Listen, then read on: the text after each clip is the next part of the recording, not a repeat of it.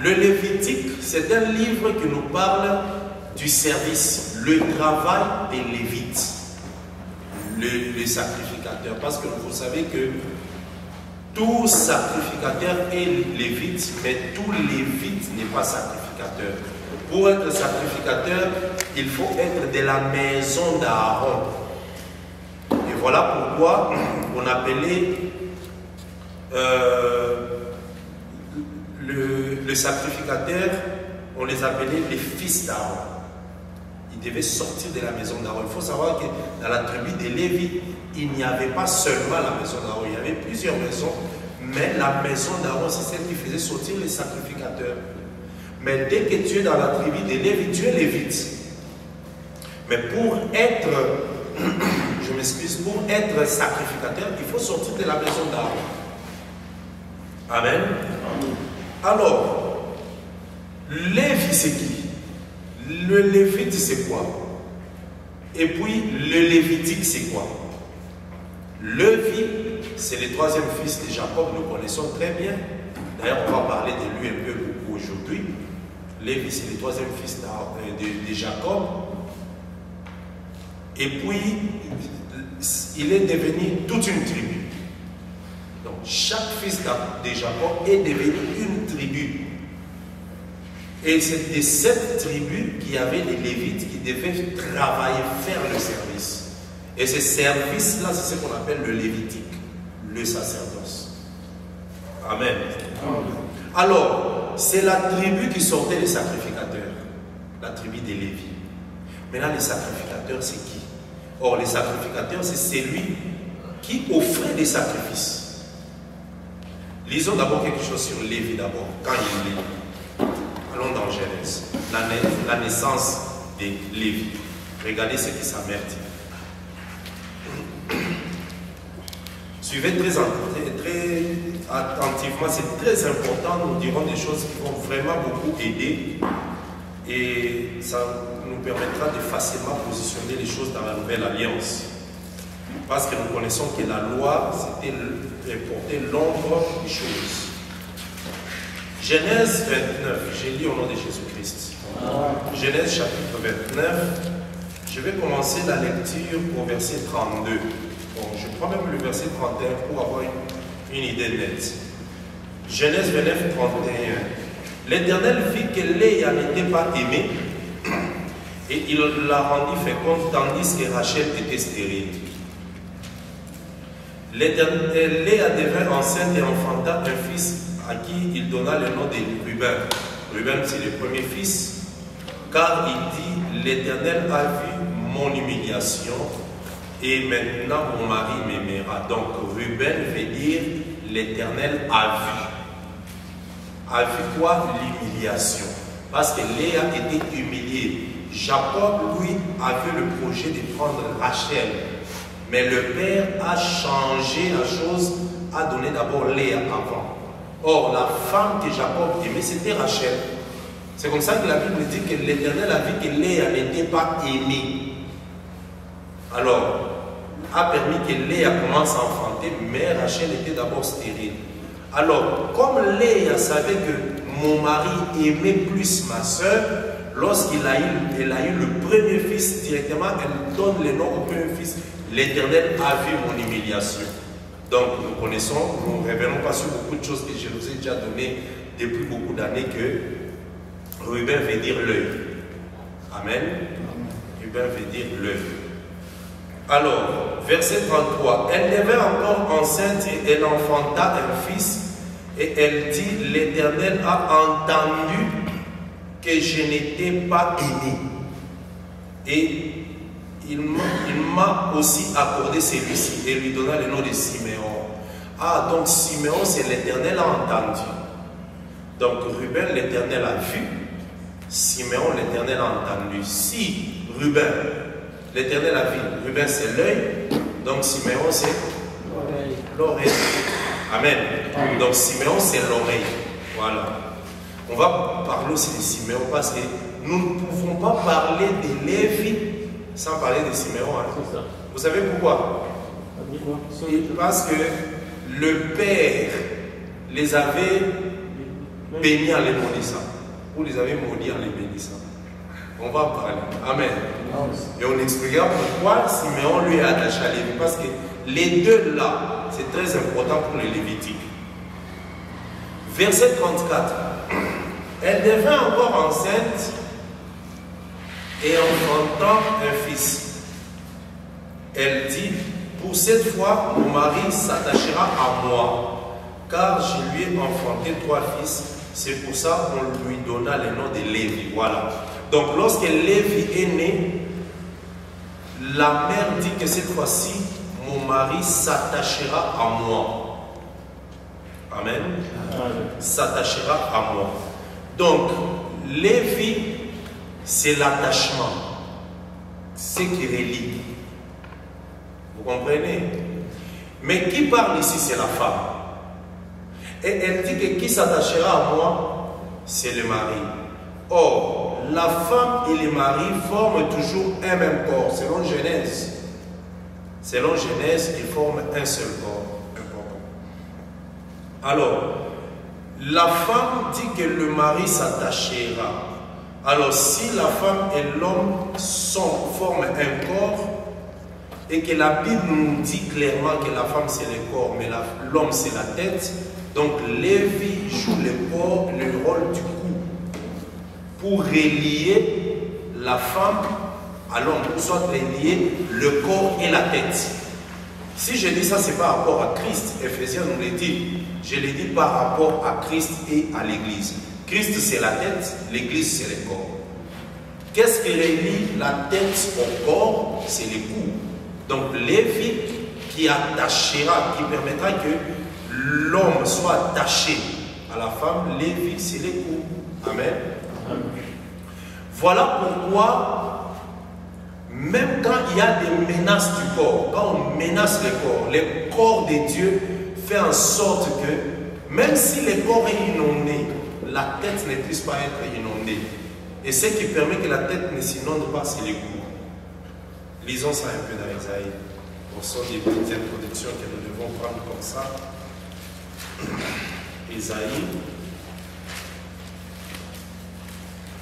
Isaïe chapitre 8.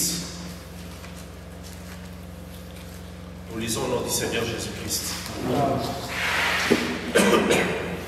Isaïe chapitre 8, la Bible nous dit ceci. Verset 5, nous lisons au nom de Jésus. L'Éternel me parla encore et me dit, parce que ce peuple a méprisé les eaux de Siloé qui coulent doucement. Les eaux de Siloé qui coulent doucement, c'est l'agneau.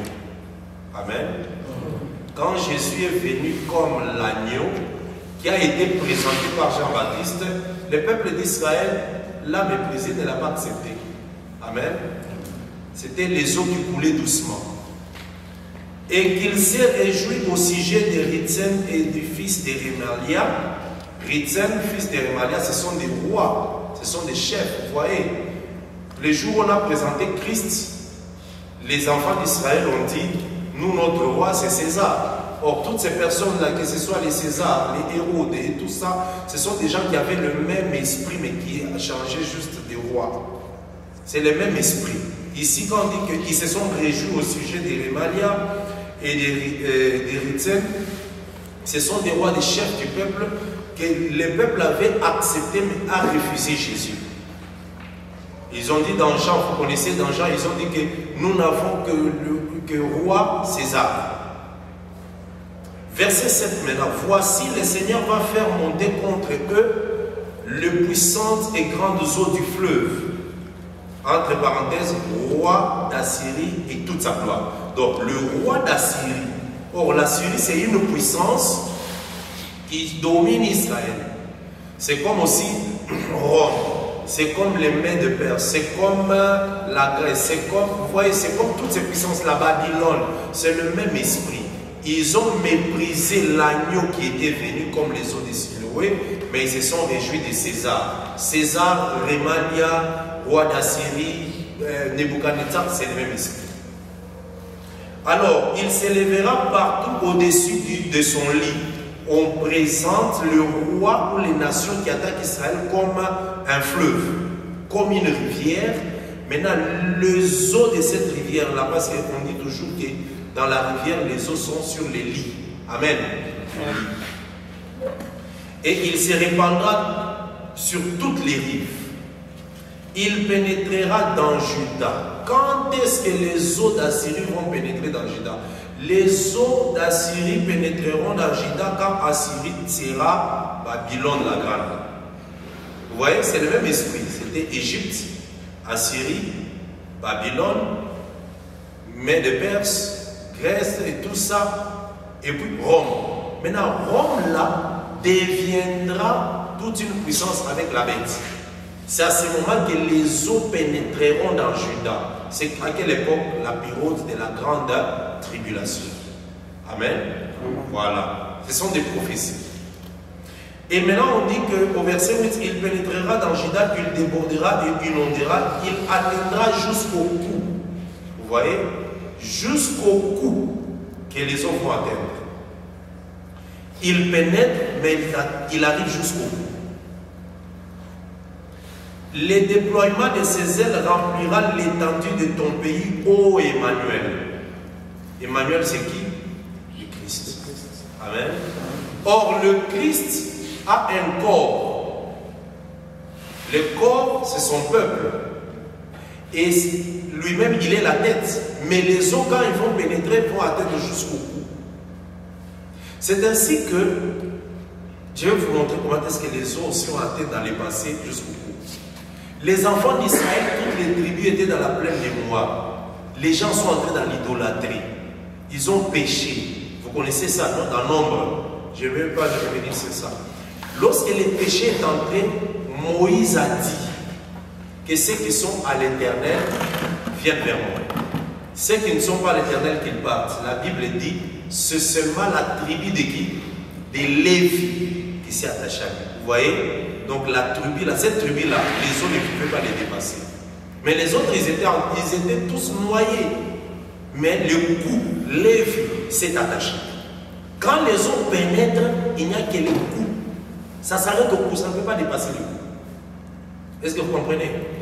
Les véritables ministres que vous serez demain, même si les fausses doctrines entrent, un véritable ministre, en tant que Lévi, l'eau va s'arrêter à ce niveau. Quand ça vient, ça s'arrête, ça ne peut pas dépasser. Quand vous voyez un ministre qui s'enfonce dans une fausse doctrine, ça veut dire que l'époux s'est enfoncé. Or, si l'époux s'enfonce, c'est fini. Amen. Pourquoi? Les corps peuvent s'enfoncer, mais le cou doit rester. Parce que c'est le cou qui va aider le corps. Pourquoi? Parce qu'au-dessus du cou, il y a la tête. Et la tête, c'est Christ. Lui ne s'enfonce jamais. Lui, il voit. Il permet que le cou soutienne le corps. Amen. C'est pour ça que vous voyez que la tribu de Lévi en tant que cou, c'est dans Nombre, hein? On peut retrouver ça. Nous sommes dans le travail. C'est le travail. Que le Seigneur vous bénisse. Je suis en train de faire comme Jésus faisait. Hein? Nous prêchons dans les temples, mais après nous nous retirons, nous travaillons entre nous. On ne monte pas la montagne avec tout le monde. Faites bien aimer Israël. On ne monte pas la montagne avec tout le monde. Allons dans Nombre. Je peux commencer la lecture très rapidement. Nombre 25, verset 1er. Israël demeurait à Sittim et le peuple commença à se livrer à la débauche avec les filles de Moab. Elles invitèrent le peuple au sacrifice de leur Dieu.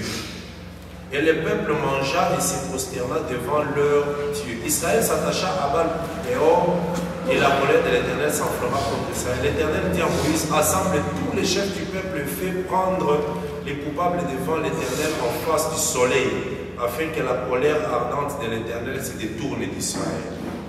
Donc quand on pend quelqu'un, la colère se détourne. Vous voyez?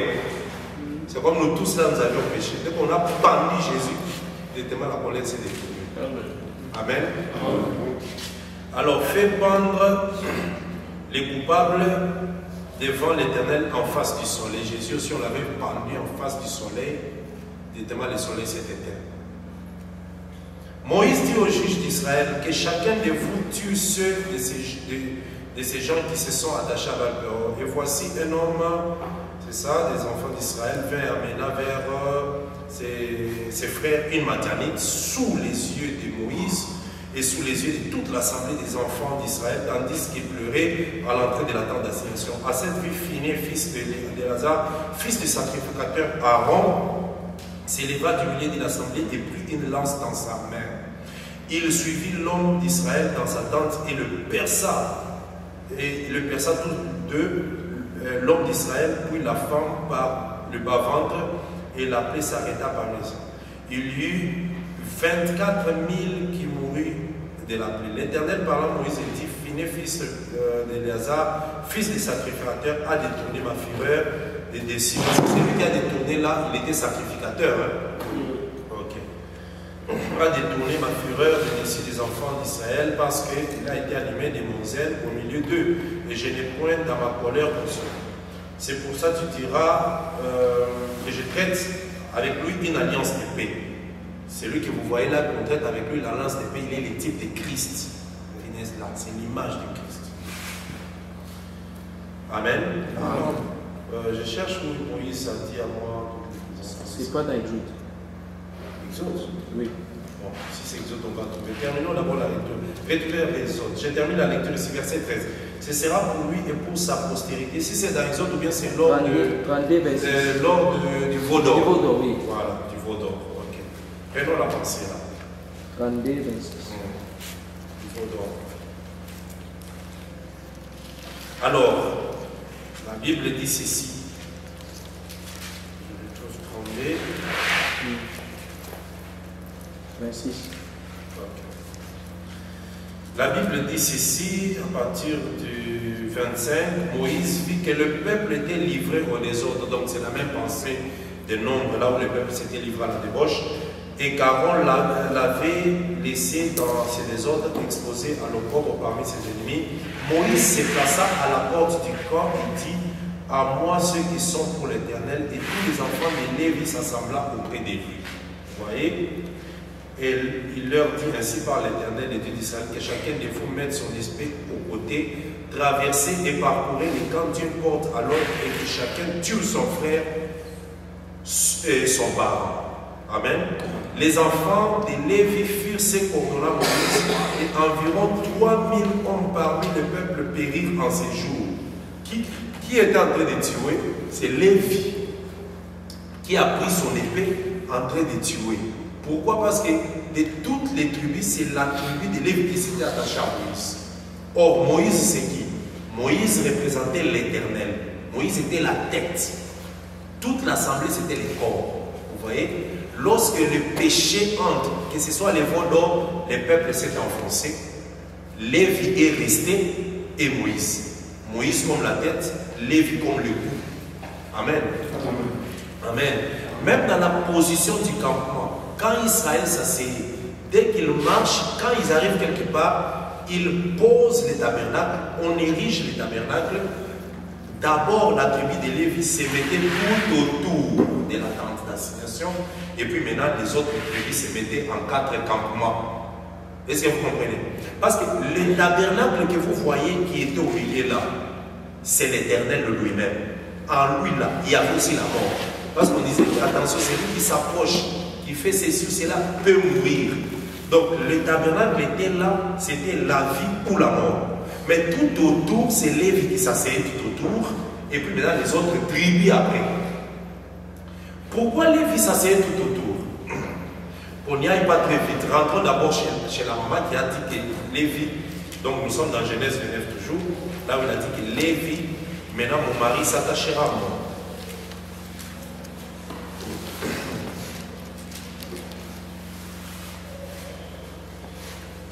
Que le Seigneur bénisse tous les bien-aimés qui sont en train de nous suivre. Bien-aimé Léon Loukoussa de la Zambie, que Dieu te bénisse abondamment. Nous sommes en train de vous voir en ligne. En vous appelant et vous citant, ça vous encourage. Et bien-aimé Reddy, qui est très loin à Louisie ou Louis-Cha, que Dieu vous bénisse. Alors, Genèse 29. Alors nous disions que la mère dit, cette fois-ci mon mari s'attachera à moi. Donc nous avions dit que Lévi déjà à sa naissance sa mère prophétise que le mari s'attachera à la femme. Pourquoi? Elle prophétisait que le peuple qui est la femme pourra être attaché à l'Éternel qui est l'homme au travers de Lévi. Lévi jouera le rôle de rattacher l'homme et la femme. C'est pour ça que j'insiste que dans Éphésiens, l'apôtre Paul nous dit que la femme, c'est le corps, comme aussi l'Église, c'est le corps du Christ. Mais si l'Église, c'est le corps du Christ, c'est le corps sans tête. C'est seulement quand Christ s'ajoute que le corps devient la totalité, parce que Christ, lui, c'est la tête. Mais l'Église, c'est le corps. L'Église ne peut pas être la tête. Amen. Maintenant, si l'Église, c'est le corps, et que Christ est la tête, c'est le ministère qui joue le rôle de Lévi qui relie le peuple avec l'Éternel. Amen. Donc ici, c'est la prophétie de la mère. Amen. Allons dans la prophétie du Père, de Jacob lui-même. Genèse 49. Genèse 49.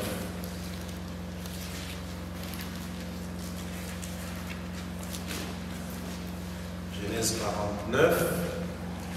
Je vais demander au frère Junior Kanong de nous faire la lecture. Bien-aimé Christian, frère Junior va nous faire cette petite lecture très rapidement de Genèse 49, la bénédiction de Lévi. On ne va pas entrer dans Lévitique sans toucher ces choses, c'est très important. Attendez, 49, ça commence à partir du verset combien pour la bénédiction de Lévi? Verset 5. Verset, oui. Le verset, ça prendra les versets 5 à 7. Allez-y, frère Junior, à haute voix. Genèse 49, verset 5, nous lisons notre Jésus-Christ. Amen.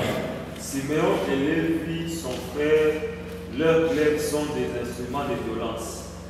Que mon âme n'entre point dans leur conciliabule, que mon esprit ne s'unisse point à leur assemblée, car dans leur colère, ils ont tué des hommes, et dans leur méchanceté, ils ont coupé les jarrets des taureaux. Maudite soit leur colère, car elle est violente, et leur fureur, car elle est cruelle. Et je les séparerai dans Jacob, et je les disperserai dans Israël. Voilà. Ça, écoutez, on va rentrer, c'est une prophétie très profonde. Je pense qu'on a compris l'explication ou la prophétie de la mère. La mère n'a seulement parlé que du rôle que le fils Lévi fera. Il jouera quel rôle de relier l'homme et la femme. Donc la mère, c'est tout. Maintenant, regardez le père ce qu'il lui dit. Il dit ceci: Siméon et Lévi sont frères. Leurs glaives sont des instruments de violence. Amen. Que mon âme n'entre point dans leur conciliabule, ça veut dire dans leur réunion, dans leur concert. Que mon esprit ne s'unisse point à leur assemblée. Car dans leur colère, ils ont tué des hommes, et dans leur méchanceté, ils ont coupé les jarrets des taureaux. Je vais expliquer les jarrets des taureaux. Maudite soit leur colère, car elle est violente, et leur fureur, car elle est cruelle. Écoutez la prophétie: je les séparerai dans Jacob, et je les disperserai dans Israël. Amen. C'est une prophétie. C'est une bénédiction, mais quand nous lisons la bénédiction, nous sentons que les pères maudit. Amen. Parce qu'attention, dans la bénédiction de Jacob, il y aura quelque chose qui... Donc chaque fois que Jacob, avec colère, prononce une parole un peu de méchanceté, mais dans la bénédiction, parce que c'est une bénédiction, même quand vous voyez qu'on a maudit, mais c'est une bénédiction. Amen. Vous verrez quand on ira à la bénédiction de Moïse, et Moïse va corriger certaines choses que Jacob a faites ici. D'ailleurs, nous connaissons dans Ruben, Jacob a dit que Ruben fasse quoi? Impétueux comme le père, tout ça, mais tu n'auras pas la prééminence. Vous voyez, toi qui étais fils aîné, comme tu as couché avec la femme, avec ma femme, c'est fini. Vous connaissez l'histoire que Ruben avait couché avec la femme de son père, alors la malédiction, c'était comme si on l'a tué. Mais Moïse, quand lui il est venu, il a dit que Ruben ne meurt pas, qu'il vive. Vous verrez aussi ce qu'on dit sur Lévi et Siméon, mais beaucoup plus particulièrement pour Lévi. Moïse va relever ça. Amen. Lisons d'abord, nous sommes d'abord ici dans le 49. Allons pas dans Deutéronome 33, ne soyez pas pressés. Sinon vous allez rater quelque chose que je voulais expliquer ici. Donc, Siméon et Lévi sont frères, leurs glaives sont des instruments de violence.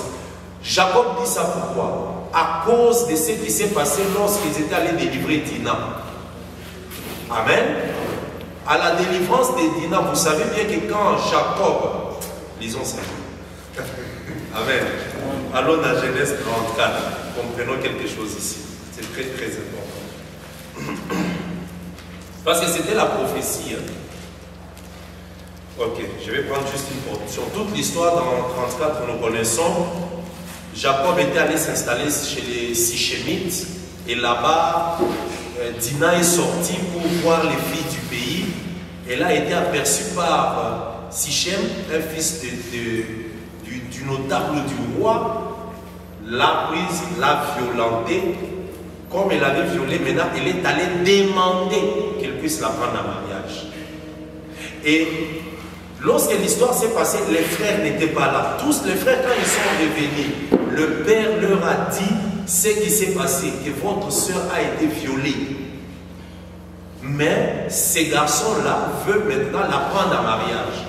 Tous dans la ruse, ils ont dit non, qu'ils puissent se faire circoncire. Si toute leur tribu se circoncit, nous allons accepter parce qu'on ne peut pas donner notre soeur à des incirconcis. Et ils savaient ce qu'ils préparaient, parce qu'on ne saura pas tout lire.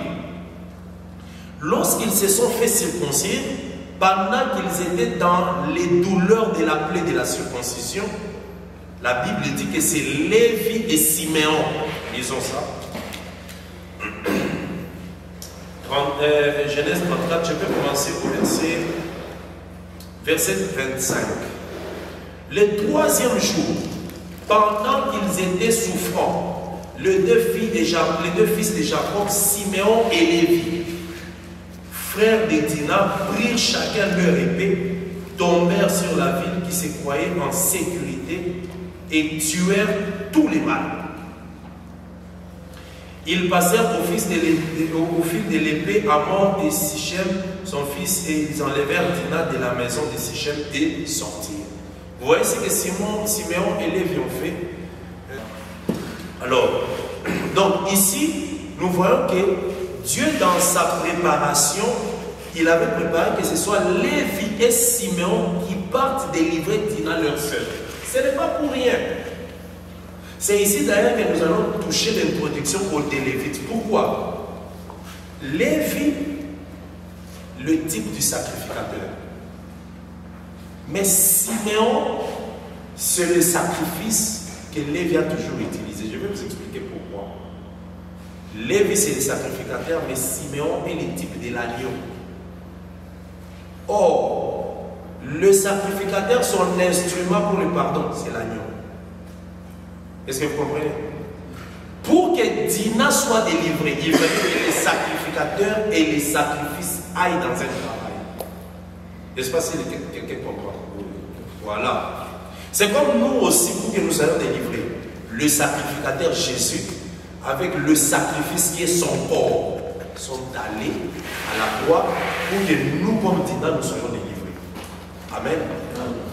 Est-ce que c'est clair? Alors ici on nous dit que le troisième jour, pendant qu'ils étaient en souffrance, c'est quand maintenant lui sort. Jésus-Christ aussi est venu comme ça. Il y a eu la loi, le psaume et les prophètes. Ça veut dire que le peuple était dans la souffrance. Nous étions blessés, nous avions des plaies. Personne pour nous secourir. Mais Lévi et Siméon. Pourquoi j'ai dit que Siméon c'est le sacrifice? Lorsque Siméon est né, sa mère a dit Dieu a entendu. Vous comprenez? Donc Siméon c'est l'oreille. Et Siméon qui est l'oreille, c'est par Siméon qui est l'oreille que l'Éternel entend les cris pour le pardon. Je ne sais pas si nous nous comprenons. nos péchés, les cris là du péché, pour que le pardon arrive, il fasse que l'Éternel entende par l'oreille. Or, l'oreille, c'est qui? C'est Siméon. Même si Dieu a vu, il a vu. Vous savez comment est-ce que Dieu a délivré Israël? Exode. Exode. Allons au buisson A. Buisson A. Regardez ce que l'Éternel dit.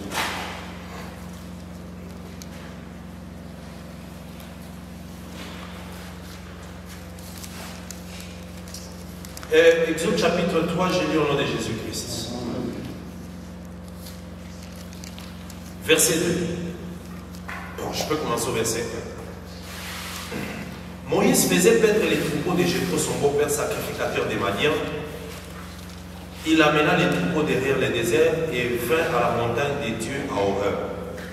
L'ange de l'Éternel lui apparut dans une flamme de feu au milieu d'un buisson. Moïse regarda et voici le buisson était tout en feu et le buisson ne se consumait point. Moïse dit, je vais me détourner pour voir quelle est cette grande vision. Amen. Moïse regarda et vit le buisson. Mais lui-même, Moïse dit encore, je vais me détourner pour voir la vision. Est-ce que vous avez vu ça? On peut relire. Amen.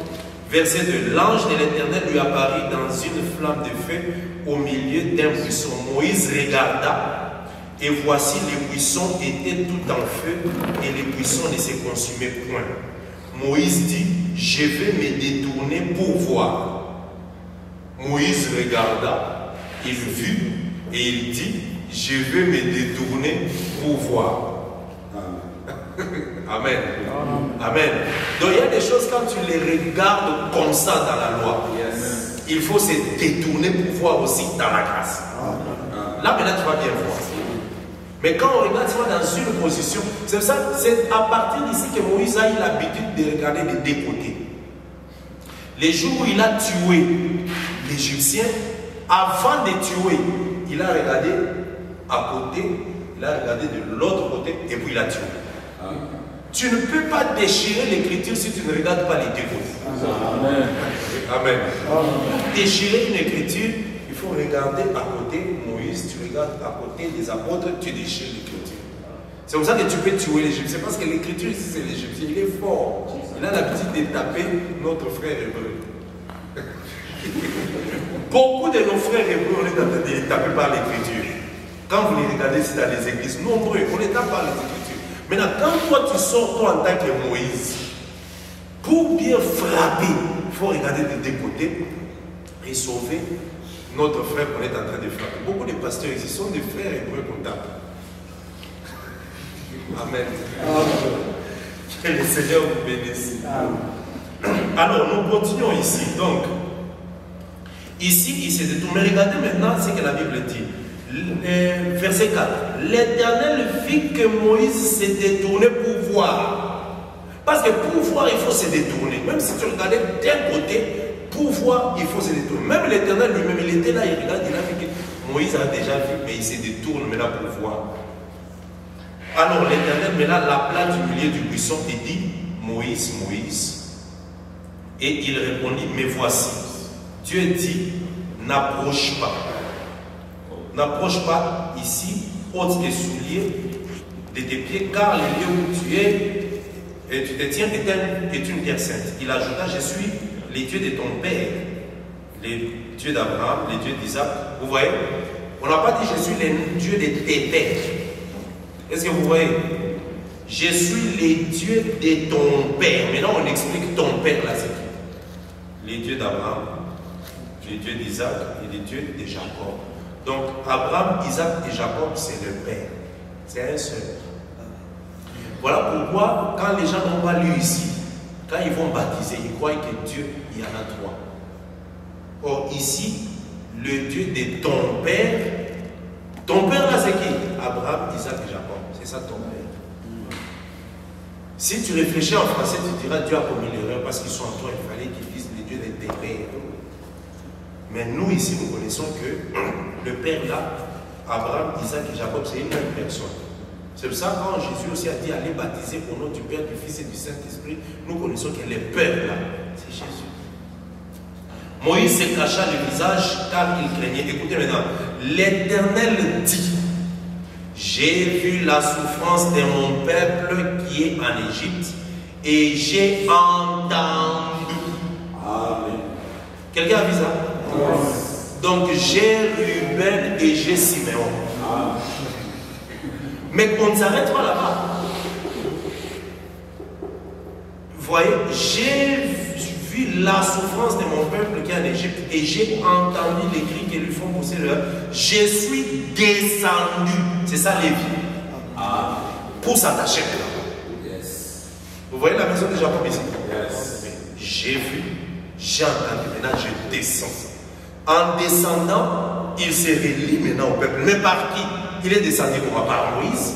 Parce que c'est Moïse qui est venu maintenant vers le peuple. Vous voyez que Moïse, c'est ça le coup. Lévi qui est allé s'attacher. J'aime ces choses. Amen. Amen.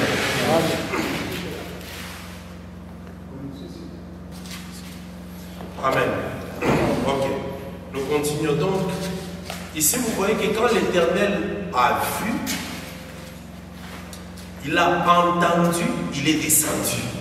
En descendant, c'est ça le travail de Lévi. Mais il descend comment? Il descend par Moïse. Je ne sais pas si vous comprenez. Lui qui était au ciel, il descend par Moïse et il va maintenant vers le peuple qui était le corps. C'est ça Dieu. Amen. Pourquoi? Parce que le premier lévite, le premier sacrificateur, c'est l'Éternel. C'est lui le premier lévite. Maintenant, il descend dans un homme pour commencer le travail. Amen. Alors, j'ai pris seulement cette partie pour vous faire voir que dans ces versets ici, nous voyons que Ruben est là, Siméon, et puis lui, Lévi. Il va maintenant pour s'attacher. Amen. Et dans le travail qu'il fera après cela, regardez, lorsqu'il descend, il part, il s'attache. Moïse va devant Pharaon, il commence à travailler, il frappe, dès qu'il fait sortir le peuple traverse. Quelle est la première chose? Le peuple commence à louer. C'est ça l'Égypte. Vous voyez? Et c'est ça d'enfanter. Parce que le peuple maintenant peut partir. Amen. Ok. Alors, nous sommes toujours dans Genèse 49. Dans Genèse 49, il y avait la...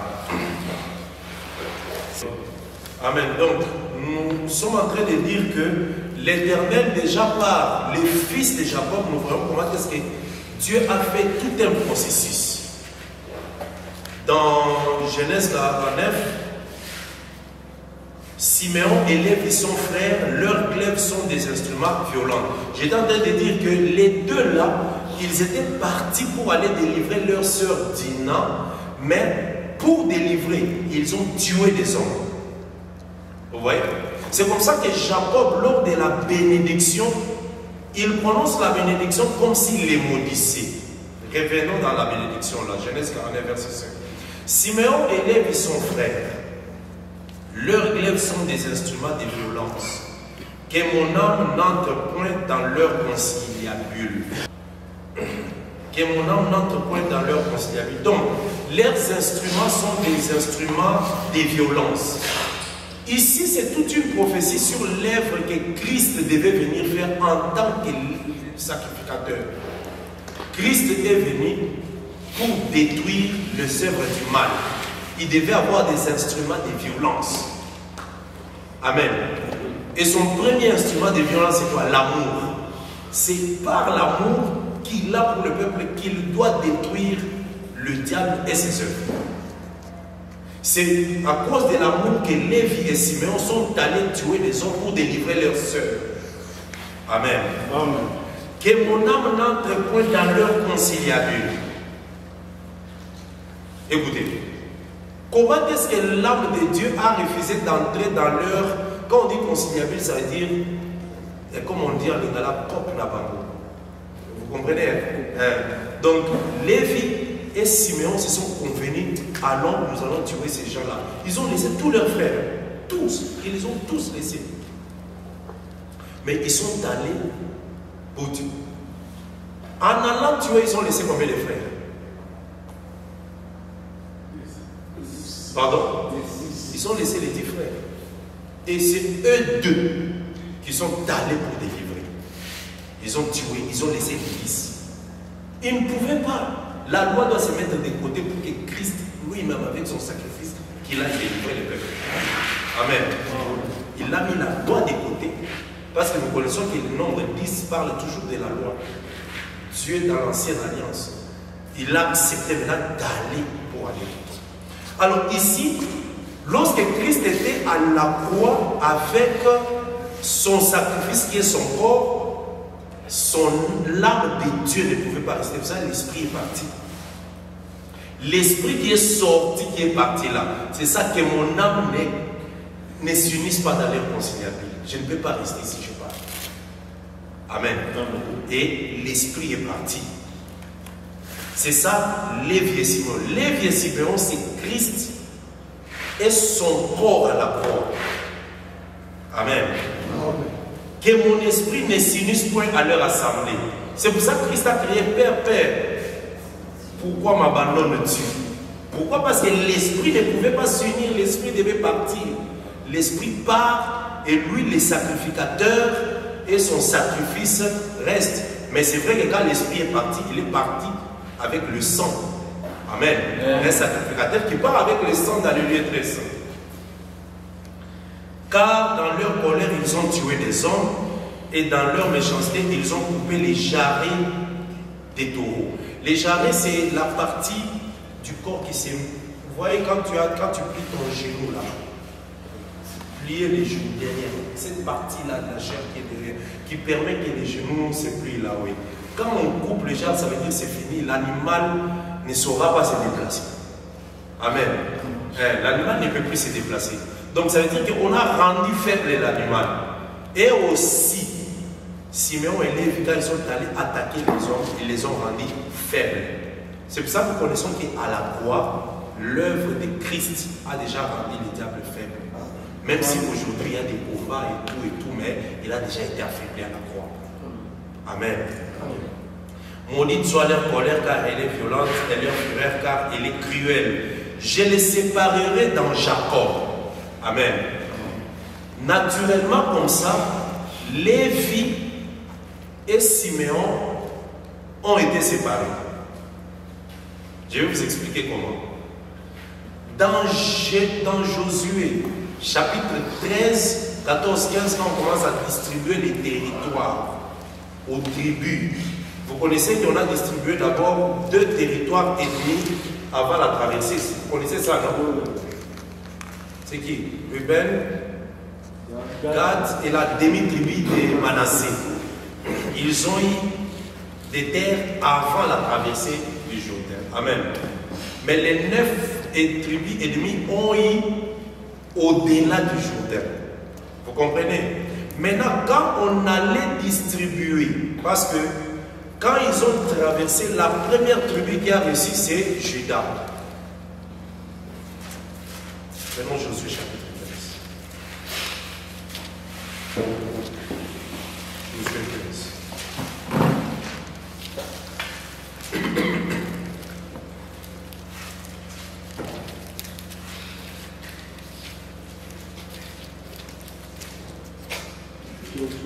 Amen.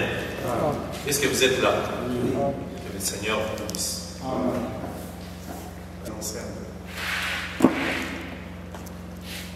Ok.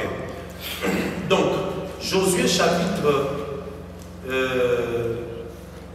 14, Josué arrive avec le peuple lorsqu'il traverse de l'autre côté. Parce que, regardez, avant la traversée du Jourdain, Moïse a pu donner aux 2 tribus ennemies. Lorsqu'ils ont traversé de l'autre côté, c'est Josué. Mais Josué, en donnant les territoires, il a d'abord donné au premier, c'était Juda. Chapitre 15, c'est la tribu de Juda qui a reçu. Chapitre 16, la tribu d'Éphraïm. 17, la moitié de la tribu de Manassé qui restait. Amen. Est-ce que vous êtes avec moi? Okay. Au chapitre 18, il restait maintenant 7 tribus qui n'ont pas encore reçu. 7 tribus. Parce que ça fait déjà 5 tribus qu'on a données. Donc 2 et demi avant la traversée, 2,5 après la traversée. Maintenant, il restait 7. Dans les 7 tribus qui restaient, regardez, Lévi lui-même, on ne lui a pas d'abord donné des territoires. Est-ce que vous comprenez? En ne lui donnant pas, ça veut dire qu'on l'a séparé déjà de Siméon. Mais Siméon, lui aussi, il n'a pas eu de territoire, on est allé lui donner à l'intérieur de la tribu de Juda. Est-ce que vous comprenez? Lisons chapitre 19, verset 1er. Josué 19, 1er. La seconde part échut par les sorts à Siméon. La tribu des fils de Siméon, selon leur famille, leur héritage, était au milieu de l'héritage des fils de Juda. Donc c'est la tribu qui a eu. Donc Juda, tellement la tribu de Juda était très grande, on a pris Siméon, on est venu le mettre à l'intérieur de Juda. Pour ne pas tout dire, regardez le verset 9. L'héritage des fils de Siméon fut pris sur la portion des fils de Juda, car la portion des fils de Juda était trop grande pour eux. Et c'est au milieu de leur héritage que les fils de Siméon reçurent les leurs. Est-ce que vous comprenez? Ce n'est que normal parce que Juda, c'est les lions. Siméon, c'est l'agneau qui doit être dans les lions. Amen. Rappelez-vous Samson, quand il a rencontré les lions, il a trouvé le miel dans. Or, les lions, c'est la loi, le miel, c'est la grâce. La grâce, et même la loi, quand il était là, la grâce était là-dedans, mais cachée. Amen. Or, la grâce, c'est qui? La grâce, c'est Christ. La Bible dit que, quand Jésus dit, dans les rouleaux, il est question de moi, il ne parle pas d'Éphésiens. Il ne parle pas de Corinthiens, bien que nous, on sait que Corinthiens, Éphésiens, tous les autres là parlent de lui, mais lui parlait de la loi. C'est pour dire que dans la loi, on parle de moi. Donc, dans les lions, il y a le miel. Dans Juda, il y a Siméon. C'est pour ça que je dis que Siméon, c'est l'agneau. Lévi, c'est les sacrificateurs. Or, pour que nous recevions le pardon, il faut que les sacrificateurs prennent l'agneau. Je ne sais pas si nous comprenons. Voilà pourquoi Lévi et Siméon sont allés pour la délivrance des Dinah. Je ne sais pas si quelqu'un me comprend. Amen. Ok. Évoluons. On a terminé la bénédiction du Père. C'est ça, non? Allons à la bénédiction de Moïse. Deutéronome 33. Toujours Lévi. Parce que nous cherchons à comprendre Lévi.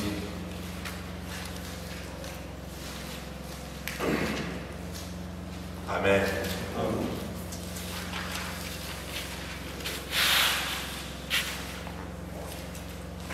Deutéronome 33. Frère Junior va nous faire la lecture de la bénédiction de Lévi.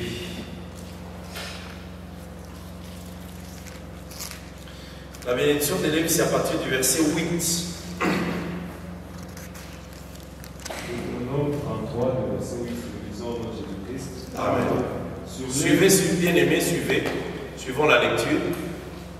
Deutéronome 33, verset 8, nous lisons dans Jésus-Christ. Amen.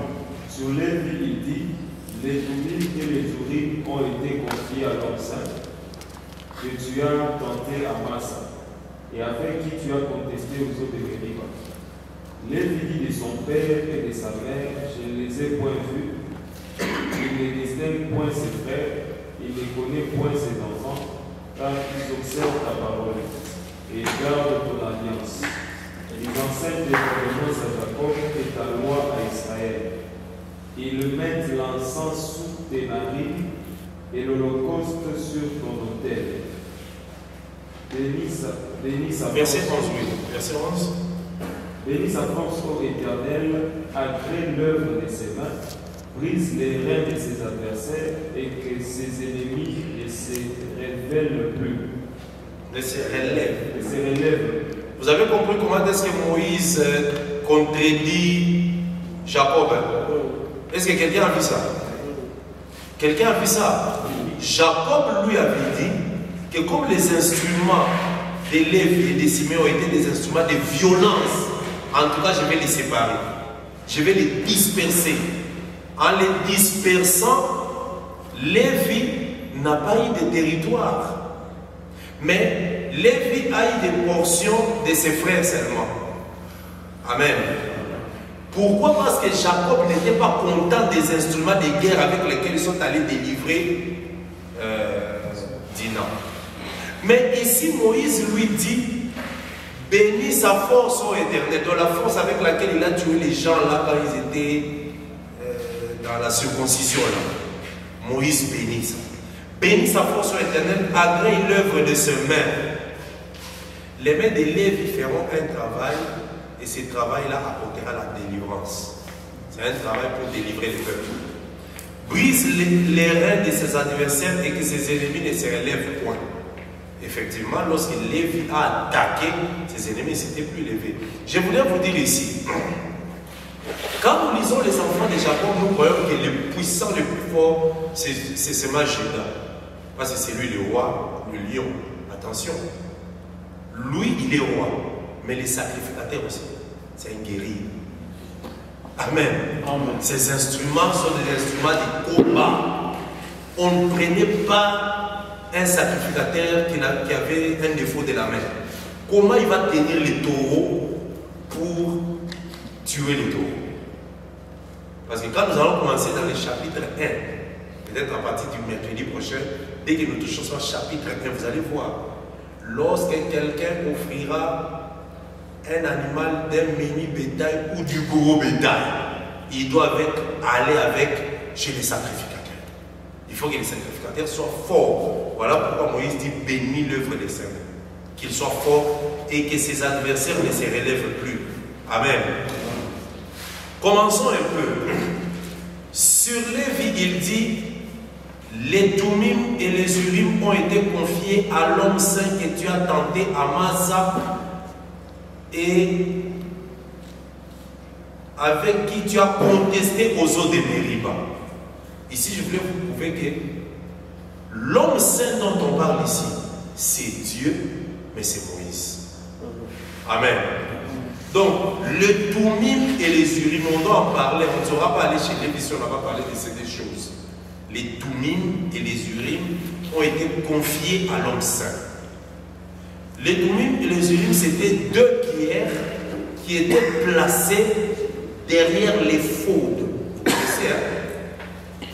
Le pectoral du jugement, c'était sur le pectoral qu'il y avait des pierres. Si vous lisez Exode 28, combien de pierres? Combien de pierres? 12 pierres. Les 12 pierres représentaient les 12 tribus d'Israël. C'était sur la poitrine du souverain sacrificateur. Amen. Amen. Mais sur l'épaule du souverain sacrificateur, il y avait aussi deux pierres, le pierre d'onyx.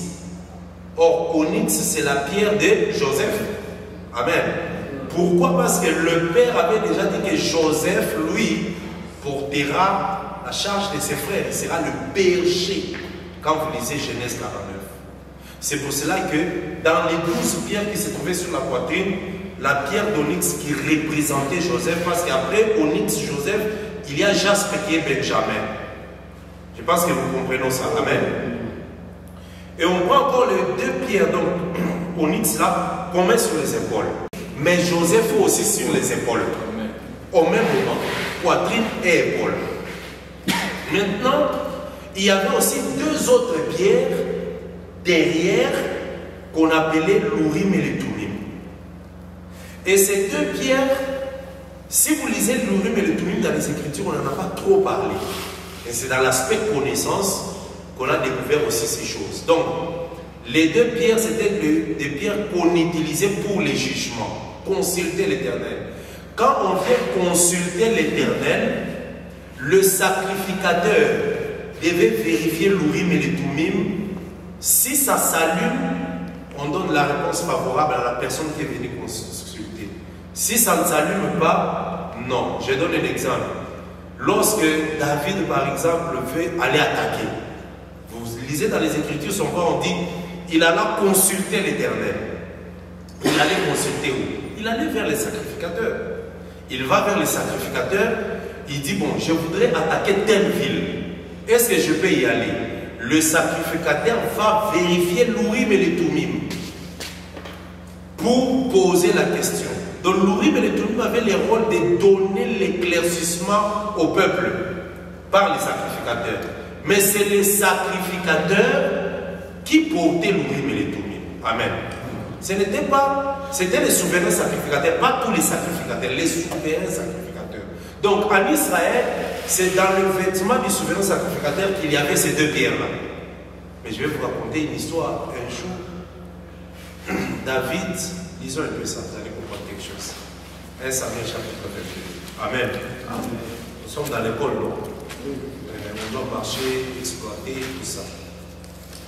Que le Seigneur vous bénisse. Amen. 1 Samuel 22, c'est 1 Samuel. Je retrouve très rapidement ces passages-là.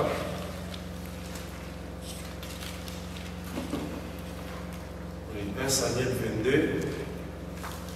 Qui va nous lire? Le frère Apollos ou bien toujours le frère Julien? Le frère Apollos va nous faire la lecture. J'ai fait ça pour que tous ensemble nous travaillons. Amen.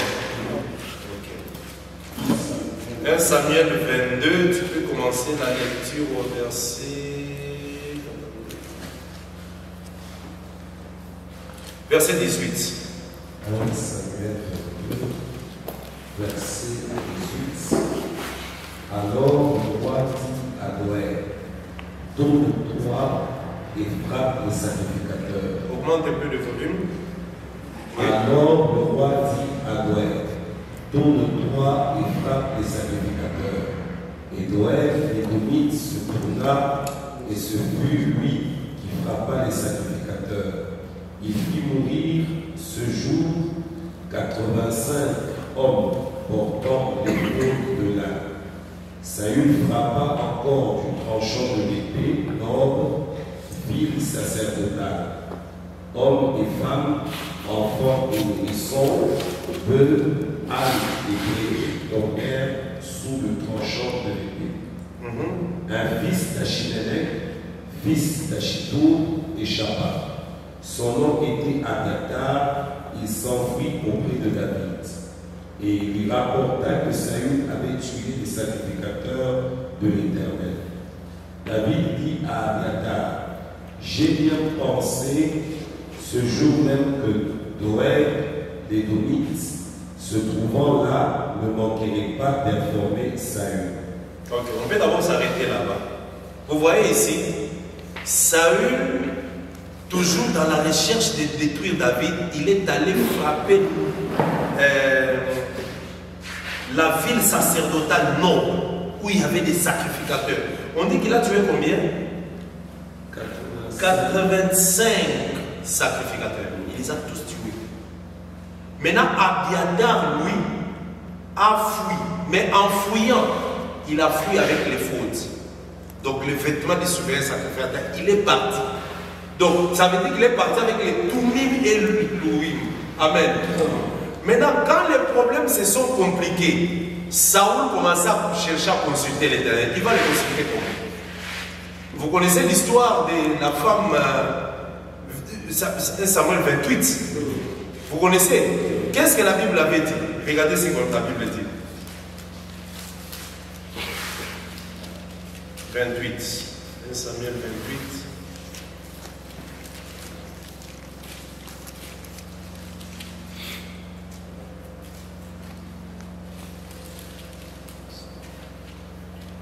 Oui. 1 Samuel 28. On peut prendre la lecture à partir du verset... Bon, verset 5. À la vue du camp des Philistins, Saül fut saisi de crainte. Un violent tremblement s'empara de son cœur. Saül consulta l'Éternel. Et l'Éternel ne lui répondit point ni par les songes, ni par l'Urim, ni par les prophètes. Pourquoi? Il a frappé les sacrificateurs, maintenant il va consulter l'Éternel. Or, les sacrificateurs lui donneront la réponse en fonction de l'Urim et le Thummim. Amen. Or, l'Urim et le Thummim, déjà Abiathar avait fui avec. Il a fui Saoul, il a quitté Saoul, il est parti là où il y avait David. Maintenant, si vous suivez dans la suite des temps, vous verrez que David, maintenant, lui a consulté l'Éternel. S'il devait partir, c'est quoi, la ville de Keïla ou quelque chose? Et l'Éternel lui a répondu. Pourquoi? Parce que lui avait déjà les sacrificateurs qui avaient amené. Relisons chapitre 23. Chapitre 23. Chapitre 23.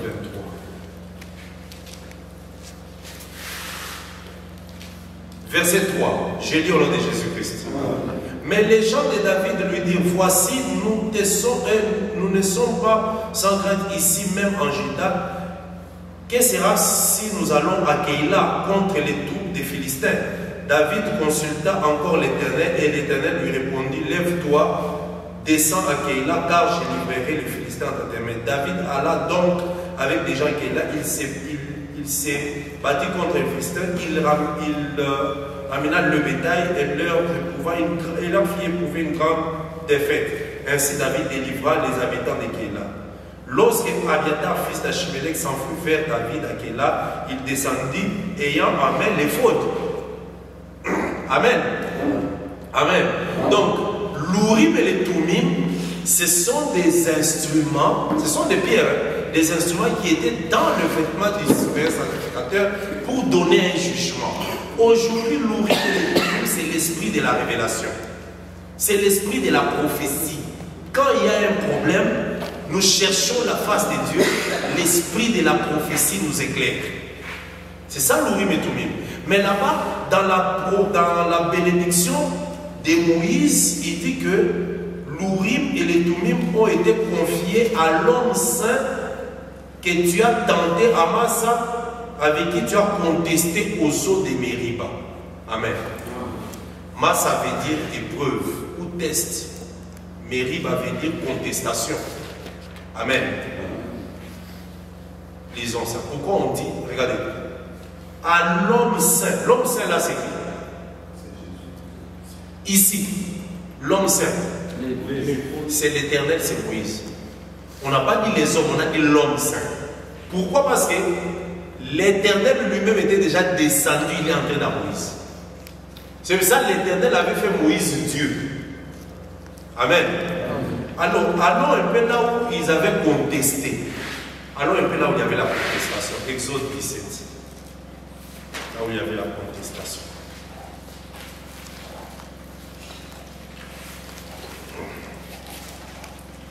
Je ne voudrais pas que vous soyez pressés. Ah, on commence à mal les on commence à exploiter. Tout ça, ça va arriver. Il n'y a pas de problème. Amen. À partir de ça, vous allez comprendre tout ce qu'on faisait dans les sacrifices.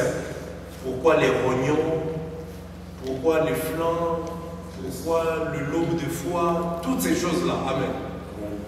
Que les gens ont l'habitude de lire, ils sautent, ils regardent, on prend l'animal, le lobe de foie, le rognon, et tout ça, la graisse, voilà, tout ça, on passe. C'était des prophéties. Amen. Amen. Exode 17. Nous lisons, verset 1er. Ici, les enfants d'Israël venaient à peine de sortir de l'Égypte. Ils étaient dans la marche. Et ils ne sont même pas encore arrivés à la montagne de Sinaï. Parce qu'ils sont arrivés à la montagne de Sinaï dans Exode 19, 3 mois après. Verset 1er. Toute l'assemblée des enfants d'Israël partit du désert de Sin selon les marches que l'Éternel leur avait ordonnées. Et ils campèrent à Riphidim. Et Riphidim, c'est 40e campement. Riphidim, c'est 40e campement. C'est le 10e campement. Parce que Riphidim, c'est le campement juste avant Sinaï. Sinaï, c'est le 11e campement. Vous connaissez ça, non? Oui. Amen. Amen. Oui, Sinaï, c'est le 11e campement. Parce que c'est au 11e campement qu'ils ont recommencé la marche. Amen. Ça prouve que les 10 premiers campements, c'est l'image de la loi, du psaume et des prophètes. Et là-bas, si vous regardez du premier campement, quand ils ont quitté, c'est quelle ville? Ramsès. Ramsès ou Sukkot. Quelle est la première ville qu'ils ont quitté? Ils étaient à Goshen, ils ont quitté, c'est quoi? Sukkot? Sukkot. C'est Sukkot qui doit être le premier camp. Le premier point de... Bon, regardez ça même dans Deutéronome 33, parce que c'est Deutéronome? Non, Nombre 33. Où on parle de ça. Vérifions bien. Il faut qu'on explique des choses avec précision.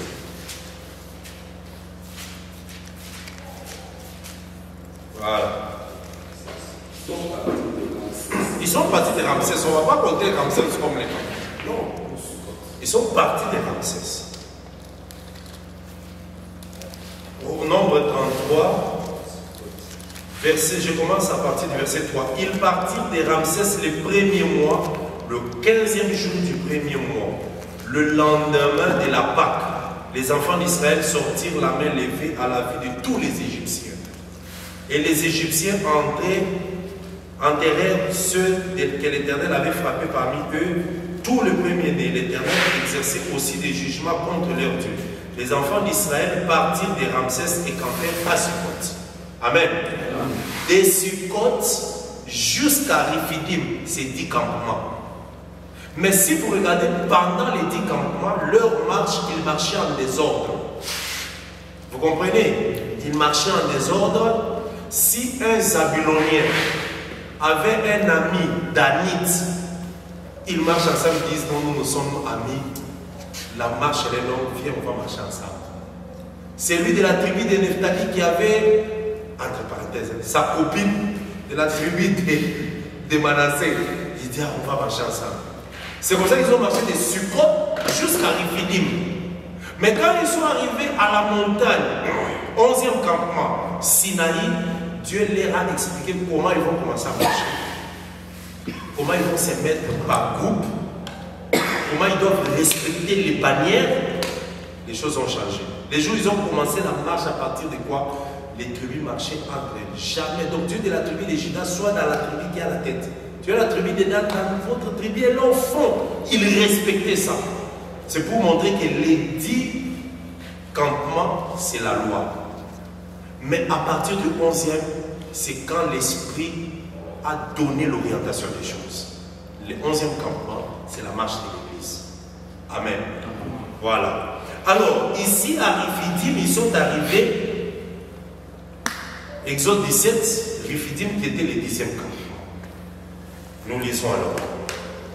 Toute l'assemblée des enfants d'Israël partit du désert de Sin, selon les marches que l'Éternel leur avait ordonnées. Ils campèrent à Rephidim, où le peuple ne trouva point de l'eau. C'est ici que les problèmes commencent. Amen.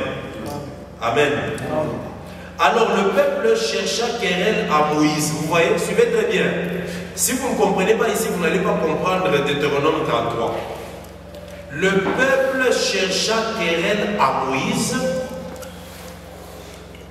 Ils dirent, donnez-nous. À Moïse, donnez-nous. Toi, Moïse, et ton Dieu. Amen. Amen.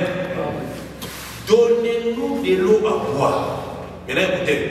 Moïse leur répondit, pourquoi me cherchez-vous querelle et pourquoi tentez-vous l'Éternel? Amen. Amen. Est-ce que quelqu'un comprend? Bougeons un peu. Amen. Je reprends. Alors le peuple chercha querelle à Moïse. Ils dirent, donnez-nous de l'eau à boire.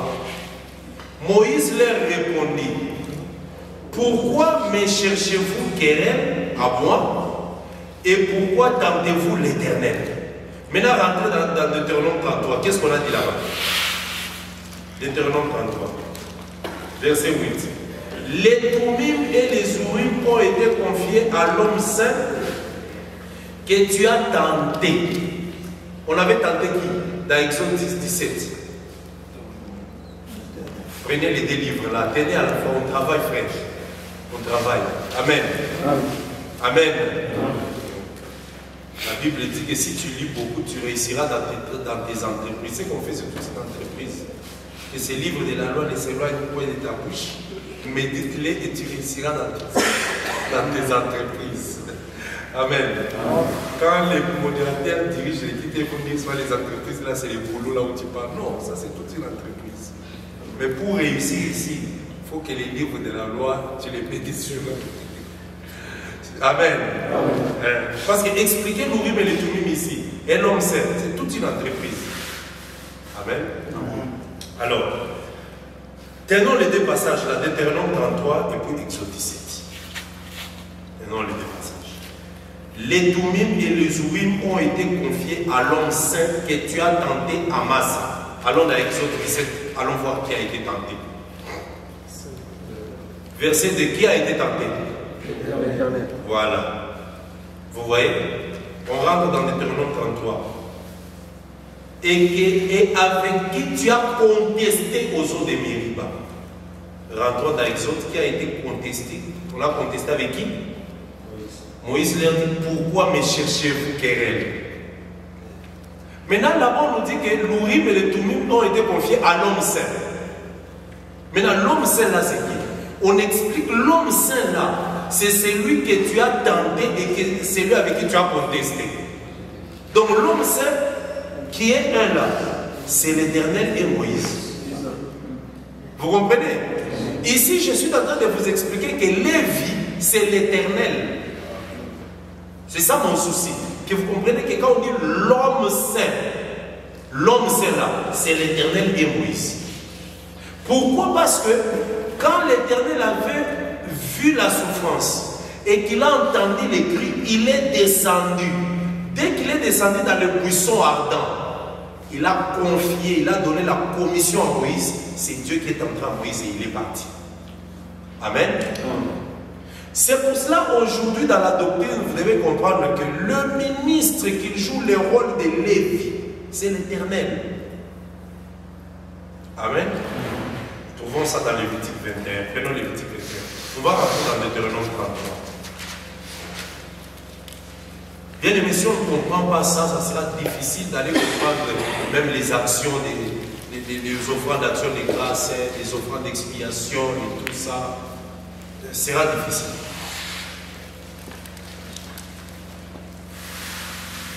Lévitique 21. Je pense que c'est Lévitique 21. Amen.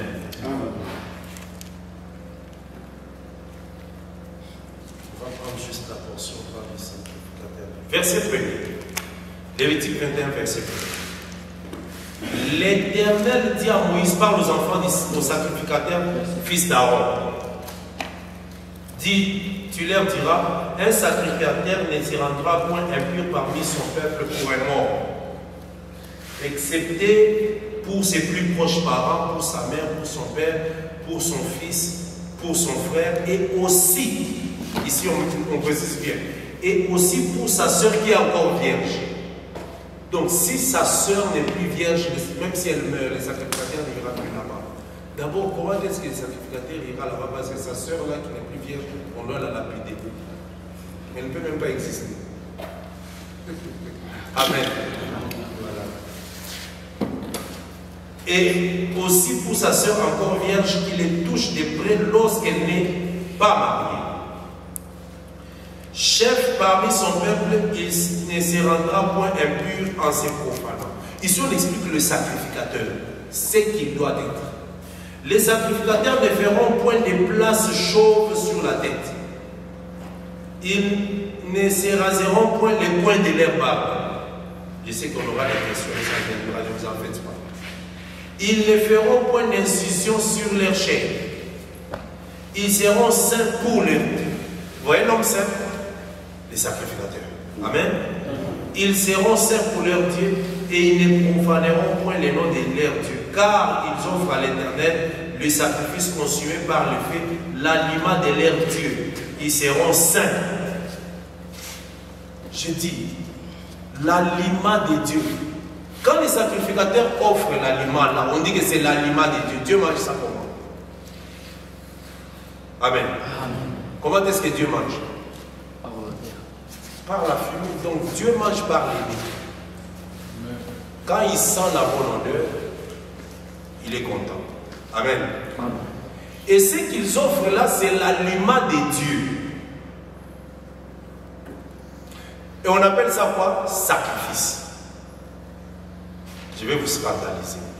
Alors, si le sacrifice, c'est l'aliment de Dieu, quel est le meilleur sacrifice par excellence? Donc Dieu a mangé Jésus. Amen. Amen. Amen. Amen. Je sais que les gens qui vont nous suivre en ligne, ça va les déranger. Mais nous ne sommes que dans les Écritures. Amen. Amen. Là, nous ne parlons pas des choses physiques, c'est dans les spirituels. Parce que Dieu agrée l'offrande. Or, l'offrande par excellence, c'est Jésus. C'est Dieu qui a mangé Jésus. Amen.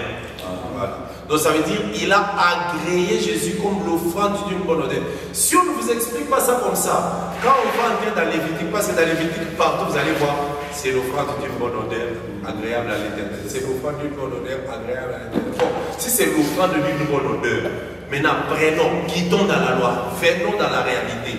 Dieu lui-même, il est là. Jésus-Christ lui-même est le sacrificateur et Jésus, il est le sacrifice. C'est normal que Dieu agrée l'odeur Jésus. Amen. Amen. Amen. C'est pour cela, l'apôtre Paul dit dans Timothée que ça, ce n'est qu'un langage qu'on peut utiliser parmi les sauvés. Parmi les sauvés. Amen. Même toi qui me suis en ligne, si tu es sauvé, c'est un langage que tu dois comprendre. Amen. Que Jésus, c'est le sacrifice. Jésus lui-même, il est sacrificateur. Son sacrifice là doit aller dans le narine de Dieu. Et Dieu mange par le narine. Amen. Amen. Et la Bible nous dit que la foi vient de ce que nous entendons. Vous voyez? Donc nous recevons par les oreilles. Nous recevons la foi par les oreilles. Mais Dieu reçoit l'offrande par le nez. C'est très important. Sinon, on aura des problèmes pour comprendre Lévitique. Amen. Voilà. Rentrons. Le Tumim et les Urim ont été confiés à l'homme saint. On vient d'étudier l'homme saint. L'homme saint, c'est qui? Quand on te demande l'homme saint, c'est qui?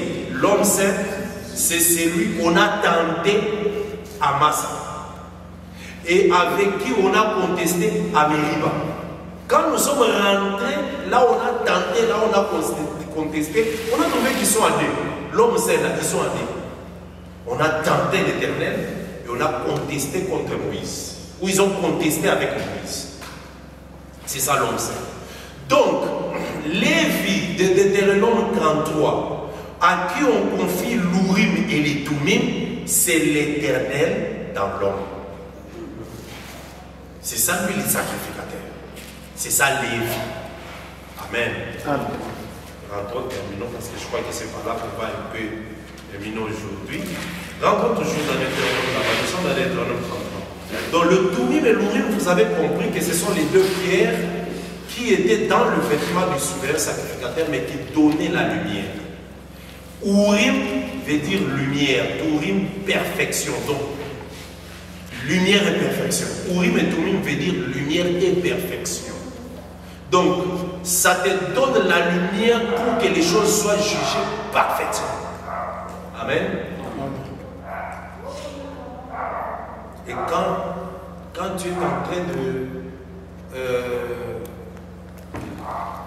quand tu poses la question à Dieu, tu consultes l'Éternel dans quelque chose. C'est pour ça que nous devons aussi beaucoup prier.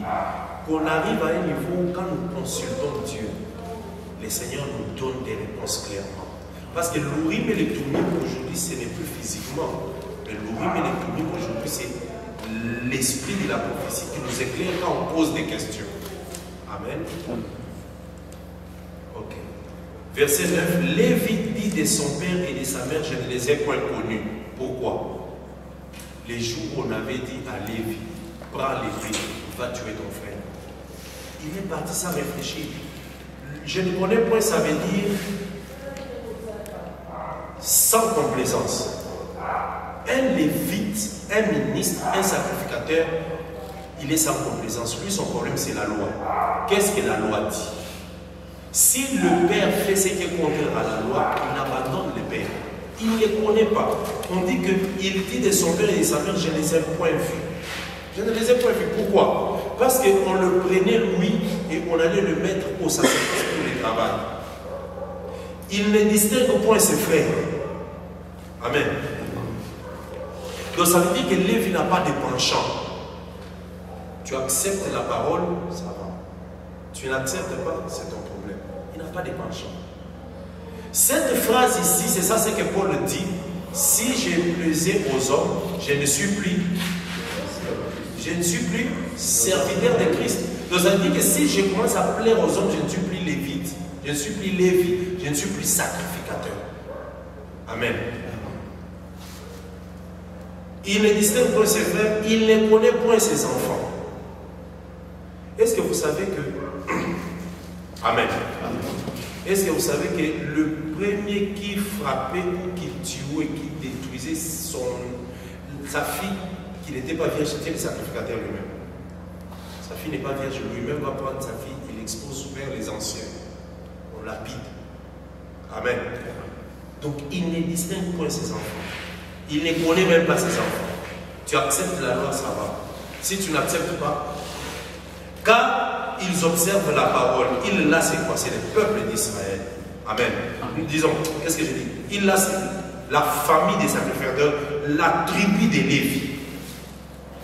Ils observent ta loi, ils gardent ton alliance. Ils enseignent tes ordonnances à Jacob, la tribu des Lévi. Et puis la maison d'Aaron. C'est eux qui enseignaient. Dans la maison d'Aaron, ceux qui enseignaient, c'était les hommes et non les femmes. Amen. Voilà pourquoi Paul dit que la femme ne doit pas prêcher comme le dit la loi. Ils mettent l'encens sous tes narines. Vous voyez, le travail des Lévi, c'est de mettre l'encens sous les narines de Dieu. C'est ça même, mettre l'encens sous les narines, c'est offrir le parfum. Ces points ici nous parlent du lieu saint. Parce que dans les tabernacles, l'autel des parfums s'est trouvé dans le lieu saint. C'était l'autel de quelle matière? Non.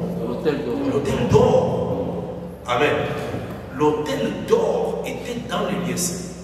L'autel d'airain, c'était dans les parvis. Parce que l'autel d'airain était dans les parvis. Pourquoi? Parce que là-bas, c'est là où on brûlait les animaux. Il fallait l'airain parce que c'est l'airain qui résiste à la chaleur, au feu. Amen. Bien sûr, l'or aussi résiste. D'ailleurs, l'or, pour mesurer qu'il est bon, il doit passer par les feux. Mais l'autel des parfums, c'était l'autel en or. Dans le lieu saint. Dans le lieu saint, tout était en or. Les chandeliers en or. La table de proposition, toutes ces choses-là. Donc, toutes ces choses-là, c'était en or. Amen. Recouvert d'or. Bon, même si on a fait quelque chose en bois, mais on recouvrait d'or. Alors, mettre l'encens sous les narines, c'est le lieu saint.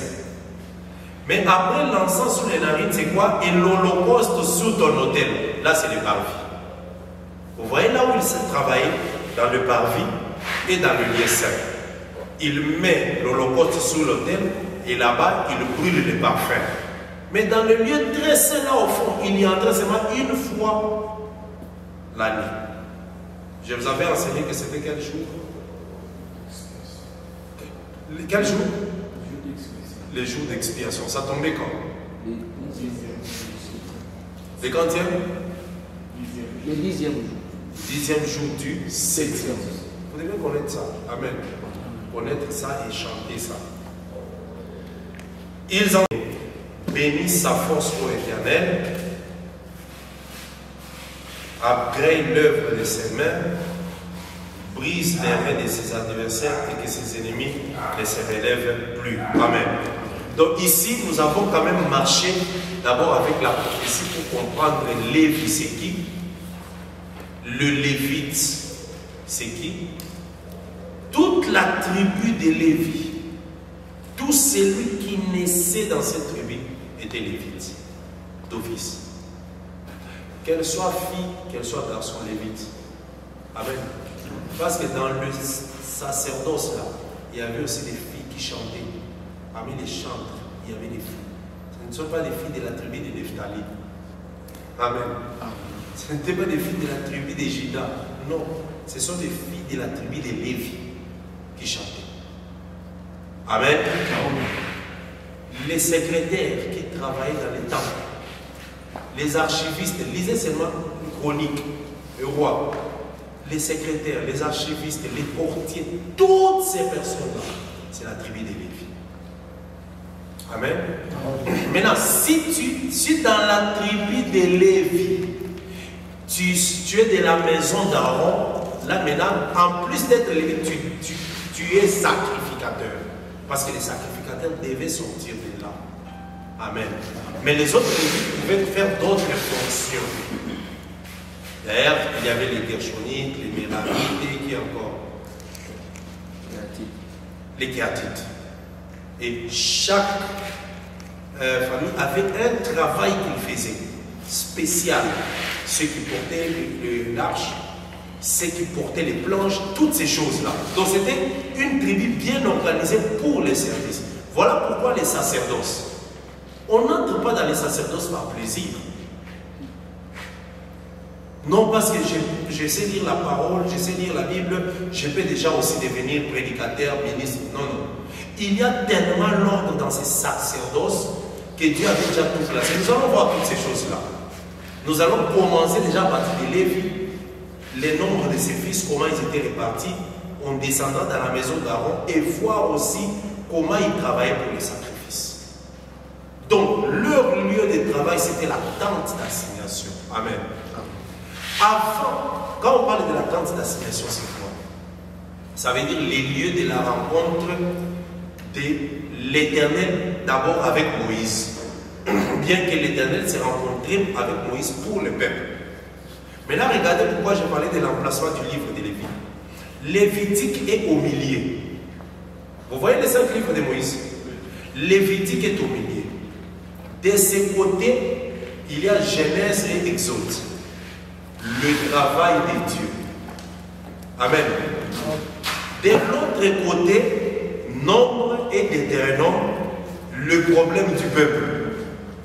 Et Lévitique, il est au milieu. Donc, Lévi était représentant de Dieu vers le peuple et représentant du peuple vers Dieu. Et ça dépendait de sa position. Quand il fait ça, il voit l'Éternel. Dieu cria, tu as fait ceci, tu as fait sortir, tu as conduit, tu as Genèse, Exode. Il se retourne. Dès qu'il fait ça, nombre d'éternels, le peuple était tué, le peuple a fait ceci, le peuple a fait cela, le peuple a fait cela. Lui, il est au milieu. Quand il regarde ce que le peuple fait, il le prend, il le ramène vers Dieu. Seigneur, pardon, fais ceci. Amen. Quand il regarde l'Éternel, il prend ce que l'Éternel regarde. Souvenez-vous que votre Dieu a dit ceci. Vous comprenez? C'est ça, Lévi. Amen. Amen. Et c'est comme ça que Dieu l'a placé là. Il est l'arc-en-ciel. Nous allons terminer avec quelques 2 versets, très rapidement. Amen. Exode 28. Exode 28.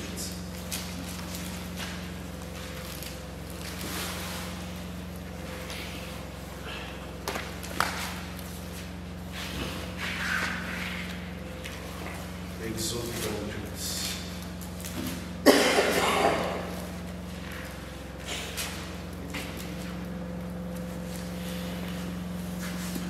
Je vais commencer la lecture.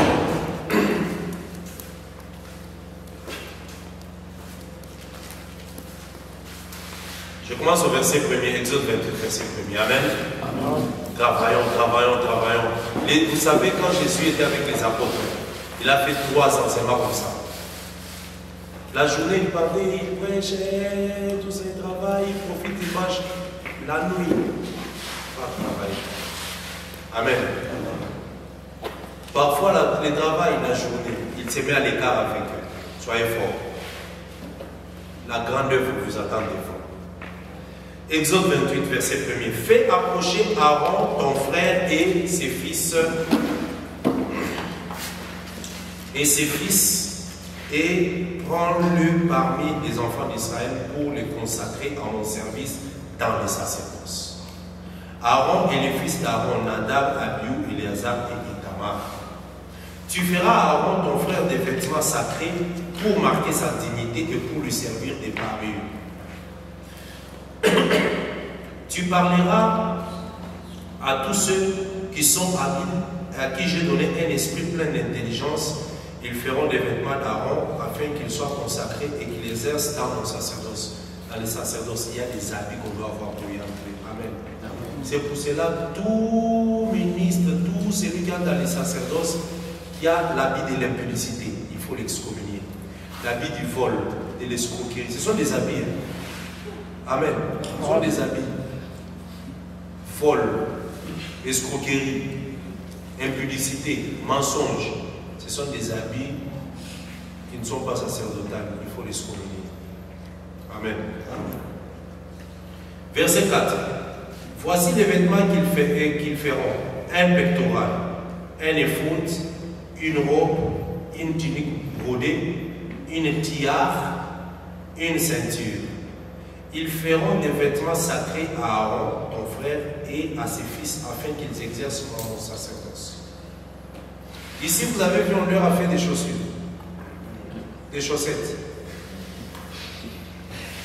Amen.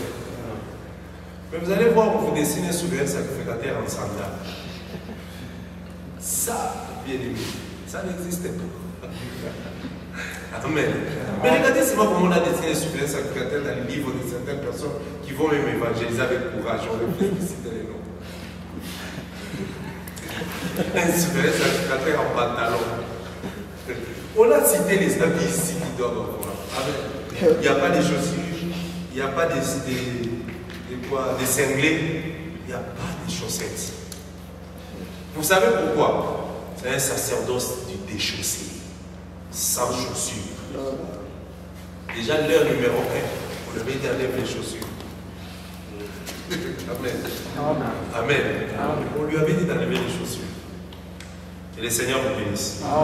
Alors, verset 4, ils emploieront de l'or, des étoffes faites en bleu, pourpre, carmoisi et fin, les mettre des couleurs bien précises sur les vêtements.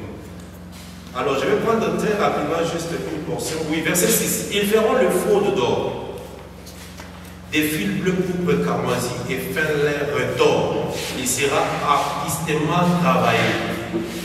On y fera 2 épaulettes. Vous voyez les 2 épaulettes? Les 2 épaulettes, qui les joindront par ces 2 extrémités, et c'est ainsi qu'il sera joint. Donc, le faute, c'est quoi? Le faute, c'est comme un tablier. Vous comprenez? Le faute, c'est comme un tablier. Et puis ça a des épaulettes. Amen.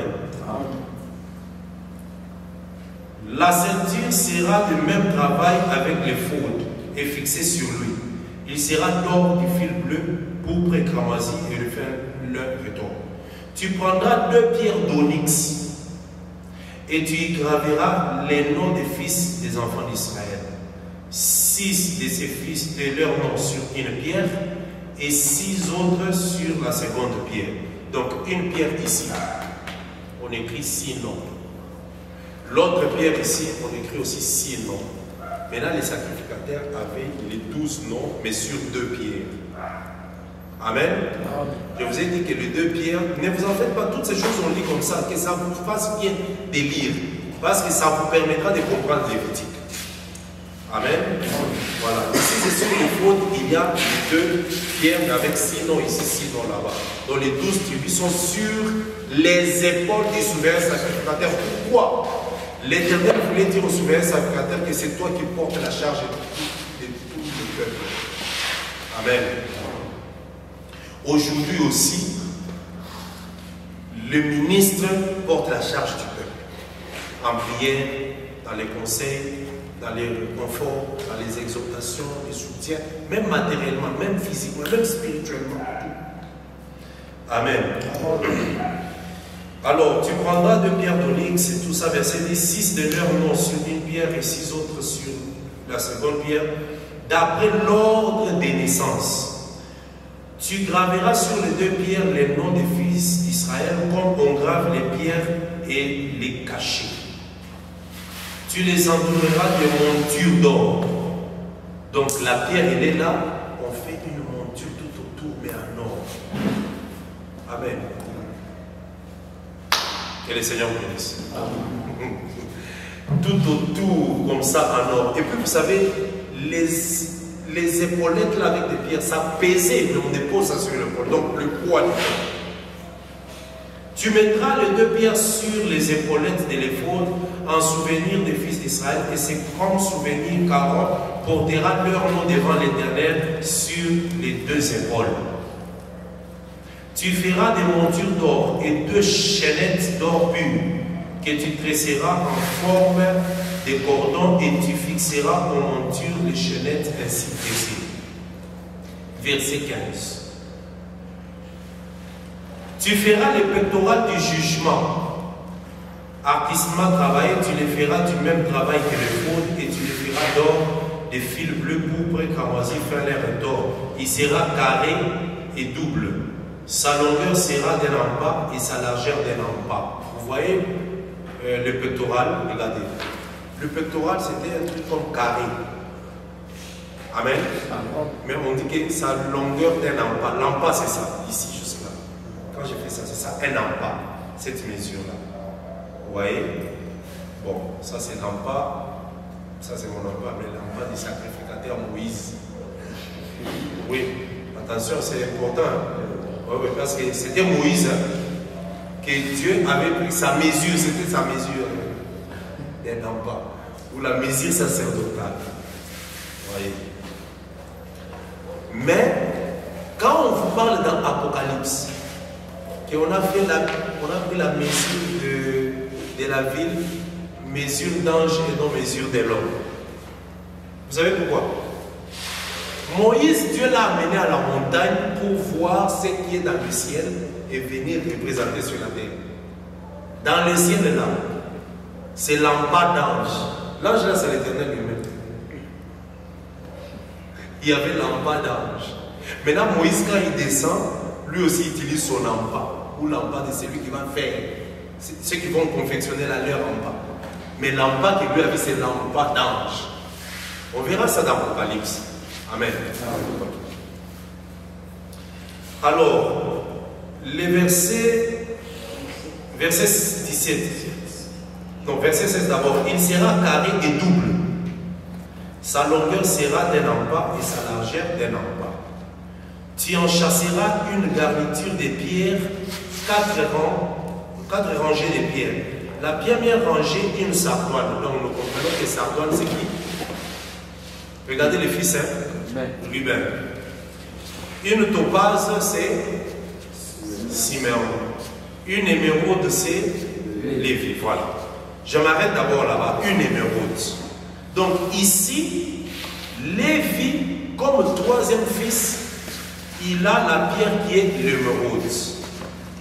Maintenant, cette pierre émeraude, c'est la pierre qui joue le rôle de relier Dieu au peuple.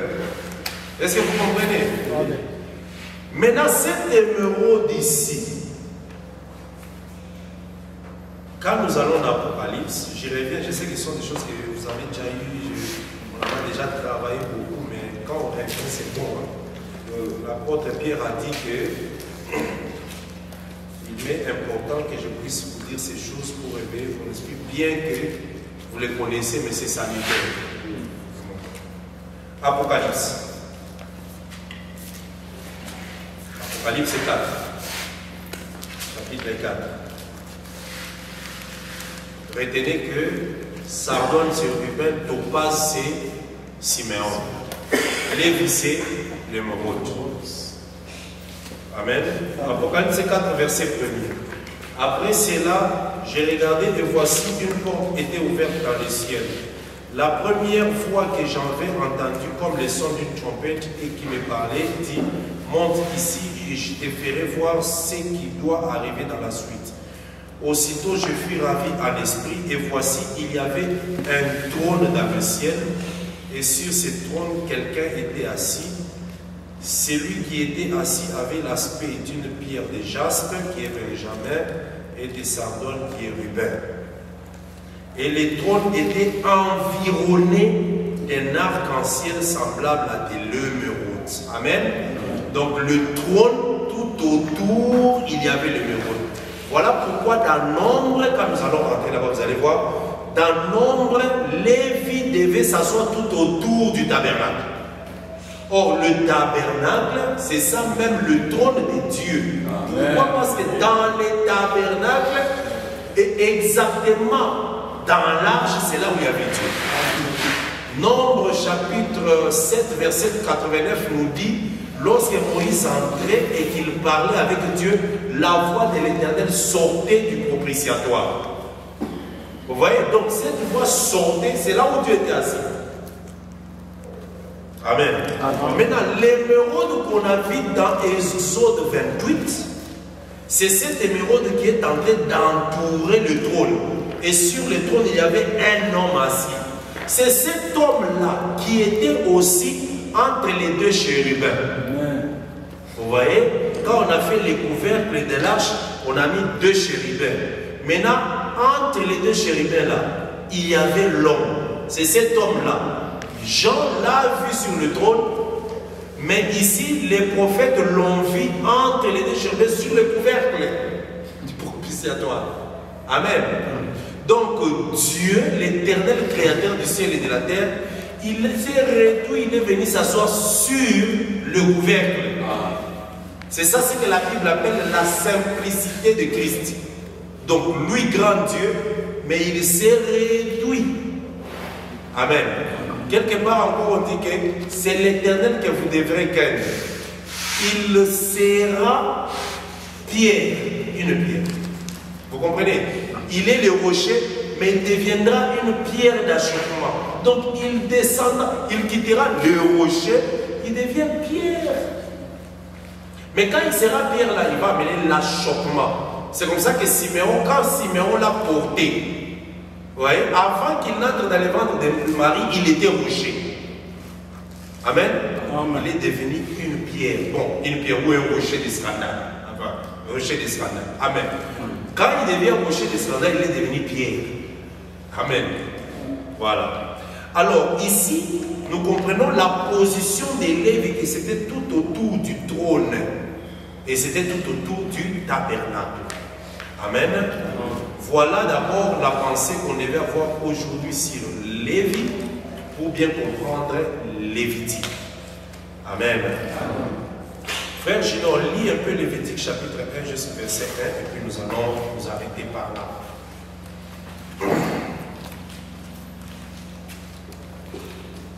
Amen.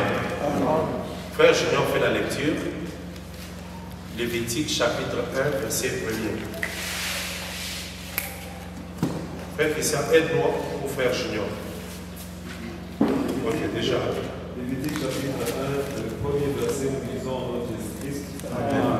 L'Éternel appela Moïse de la tente d'assignation et il lui parla et dit, Continue. parle aux enfants d'Israël et dis-leur, lorsque quelqu'un d'entre vous fera une offrande à l'Éternel, il offrira du bétail, du gros ou du menu bétail. Tu peux t'arrêter là. Ce qu'on vient de lire là, c'est ça même la base du Lévitique. Lorsque quelqu'un d'entre vous fera une offrande à l'Éternel, il offrira du bétail, du gros ou du menu. Menu veut dire petit. Amen. Gros ou menu bétail. Donc, l'homme quand il vient pour offrir, il vient avec ces deux choses. Soit gros, soit menu bétail. Amen. C'est ainsi que Dieu, quand lui-même vient pour offrir, il vient avec Christ comme gros et comme menu bétail. Amen.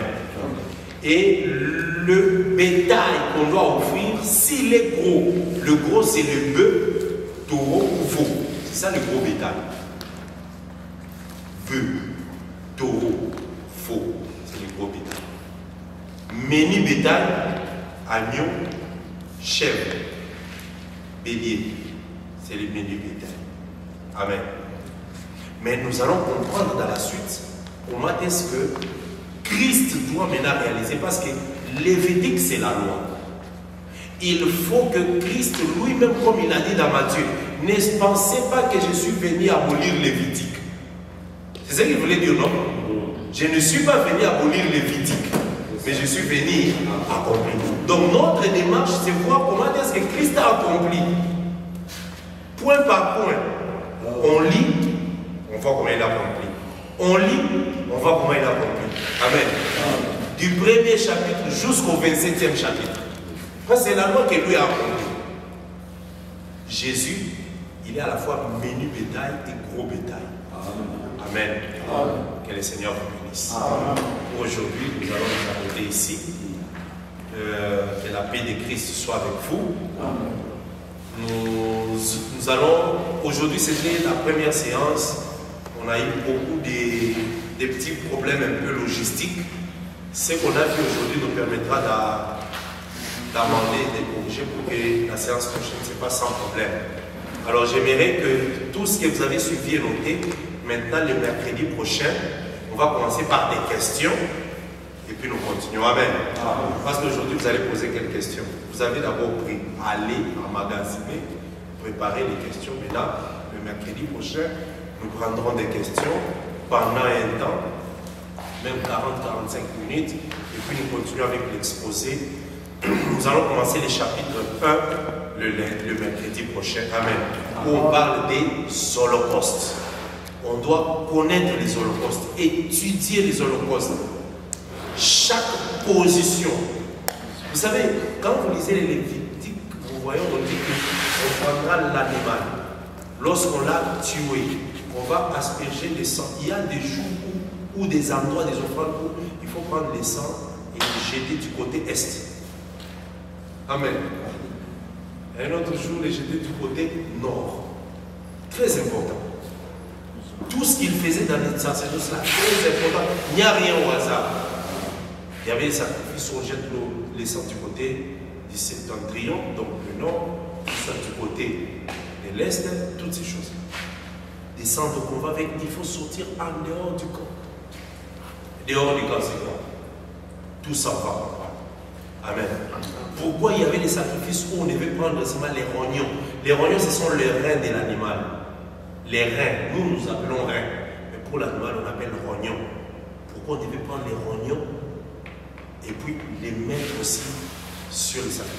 Vous prenez l'holocauste, l'animal, vous tuez, vous enlevez ce qu'elle est, le rognon, les entrailles, tout ça. Faites sortir. Maintenant, vous allez mettre sur l'autel l'animal et puis vous prenez maintenant toutes ces choses, vous les mettez au-dessus. Pourquoi? C'était des dents. Pourquoi il faut les mettre ça au-dessus? Tout ça sont des prophéties. Amen. Voilà l'importance de ce qu'on va faire et ça va nous apprendre beaucoup de choses. Amen.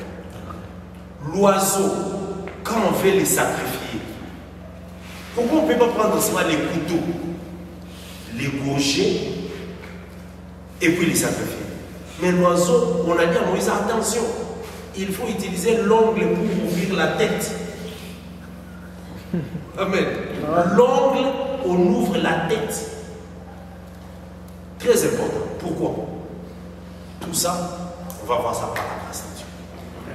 Après ces livres, vous serez fort. Vous connaîtrez les sacerdoces, vous maîtriserez, on ne va pas vous mentir. Amen. Et vous allez comprendre tout ce qui était là-bas, pourquoi ça devient comme ceci dans la nouvelle alliance. Que la paix de Christ soit avec vous. Que le Seigneur vous bénisse. Je demande à tous les bien-aimés qui nous suivent en ligne de nous supporter aujourd'hui. C'était la première fois, nous avions commencé, il y a eu interruption suite à certaines difficultés, perturbations des connexions. Cette période nous traversons, c'est que nous suivons qui est à l'étranger très loin. Sachez que nous sommes en République démocratique du Congo. Il y a un problème de connexion actuellement. Donc supportez-nous. Mais tout ceci se passe dès que nous terminons ici, dans quelques minutes, on lance directement tout ce que nous avons pu suivre et partager. Donc par la grâce de Dieu, ça pourra atteindre tout le monde. Alors nous allons faire 4 mercredis les mois, mais aussi 2 samedis. Pourquoi j'ai dit 2 samedis? Pour nous permettre de venir travailler seulement les questions-réponses. Les samedis. On va commencer à choisir des samedis. Pour le mercredi, c'est tous les jours. Mais les samedis, on va commencer à s'entendre. À tel samedi, on vient la journée, par exemple de 15h à 17h ou de 16h à 18h, on travaille les questions, tout ça, parce qu'on doit aller vite. Lévitique a 27 chapitres. Sinon, on risque de prendre 2 mois. Moi, je voudrais qu'on fasse un effort, même dans 1 mois et demi, nous terminons Lévitique. Amen. Que le Seigneur vous bénisse, ceux qui nous suivent en ligne. Nous vous avons besoin aussi de vos commentaires, de vos questions aussi. Vous pouvez même les écrire directement. Les numéros qui s'affichent au bas de l'écran là, vous pouvez l'utiliser pour poser des questions sur WhatsApp. Nous sommes ouverts.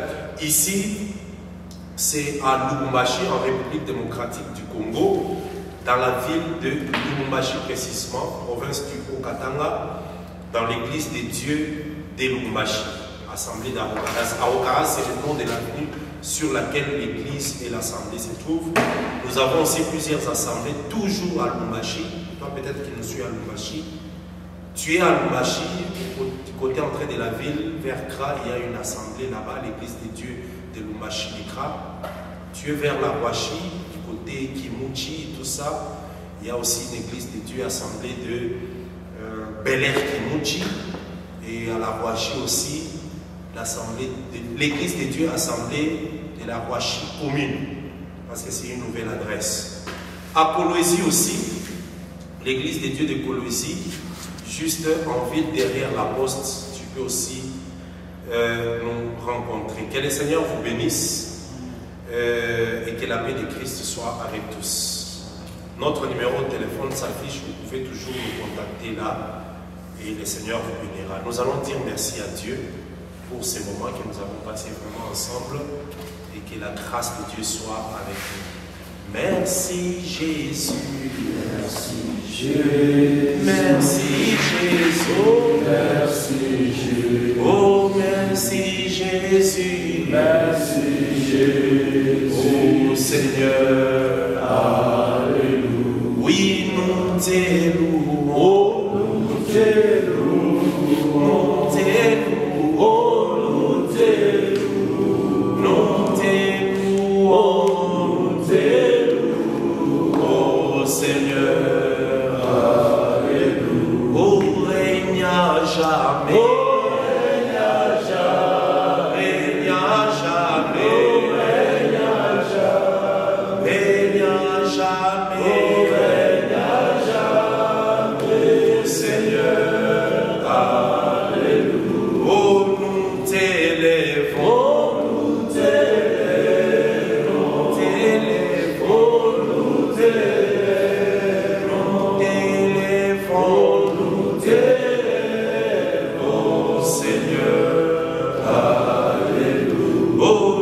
T'exaltons, nous t'exaltons, t'exaltons, nous t'exaltons, t'exaltons, nous t'exaltons, Seigneur. Alléluia. Nous disons merci à Dieu, prions.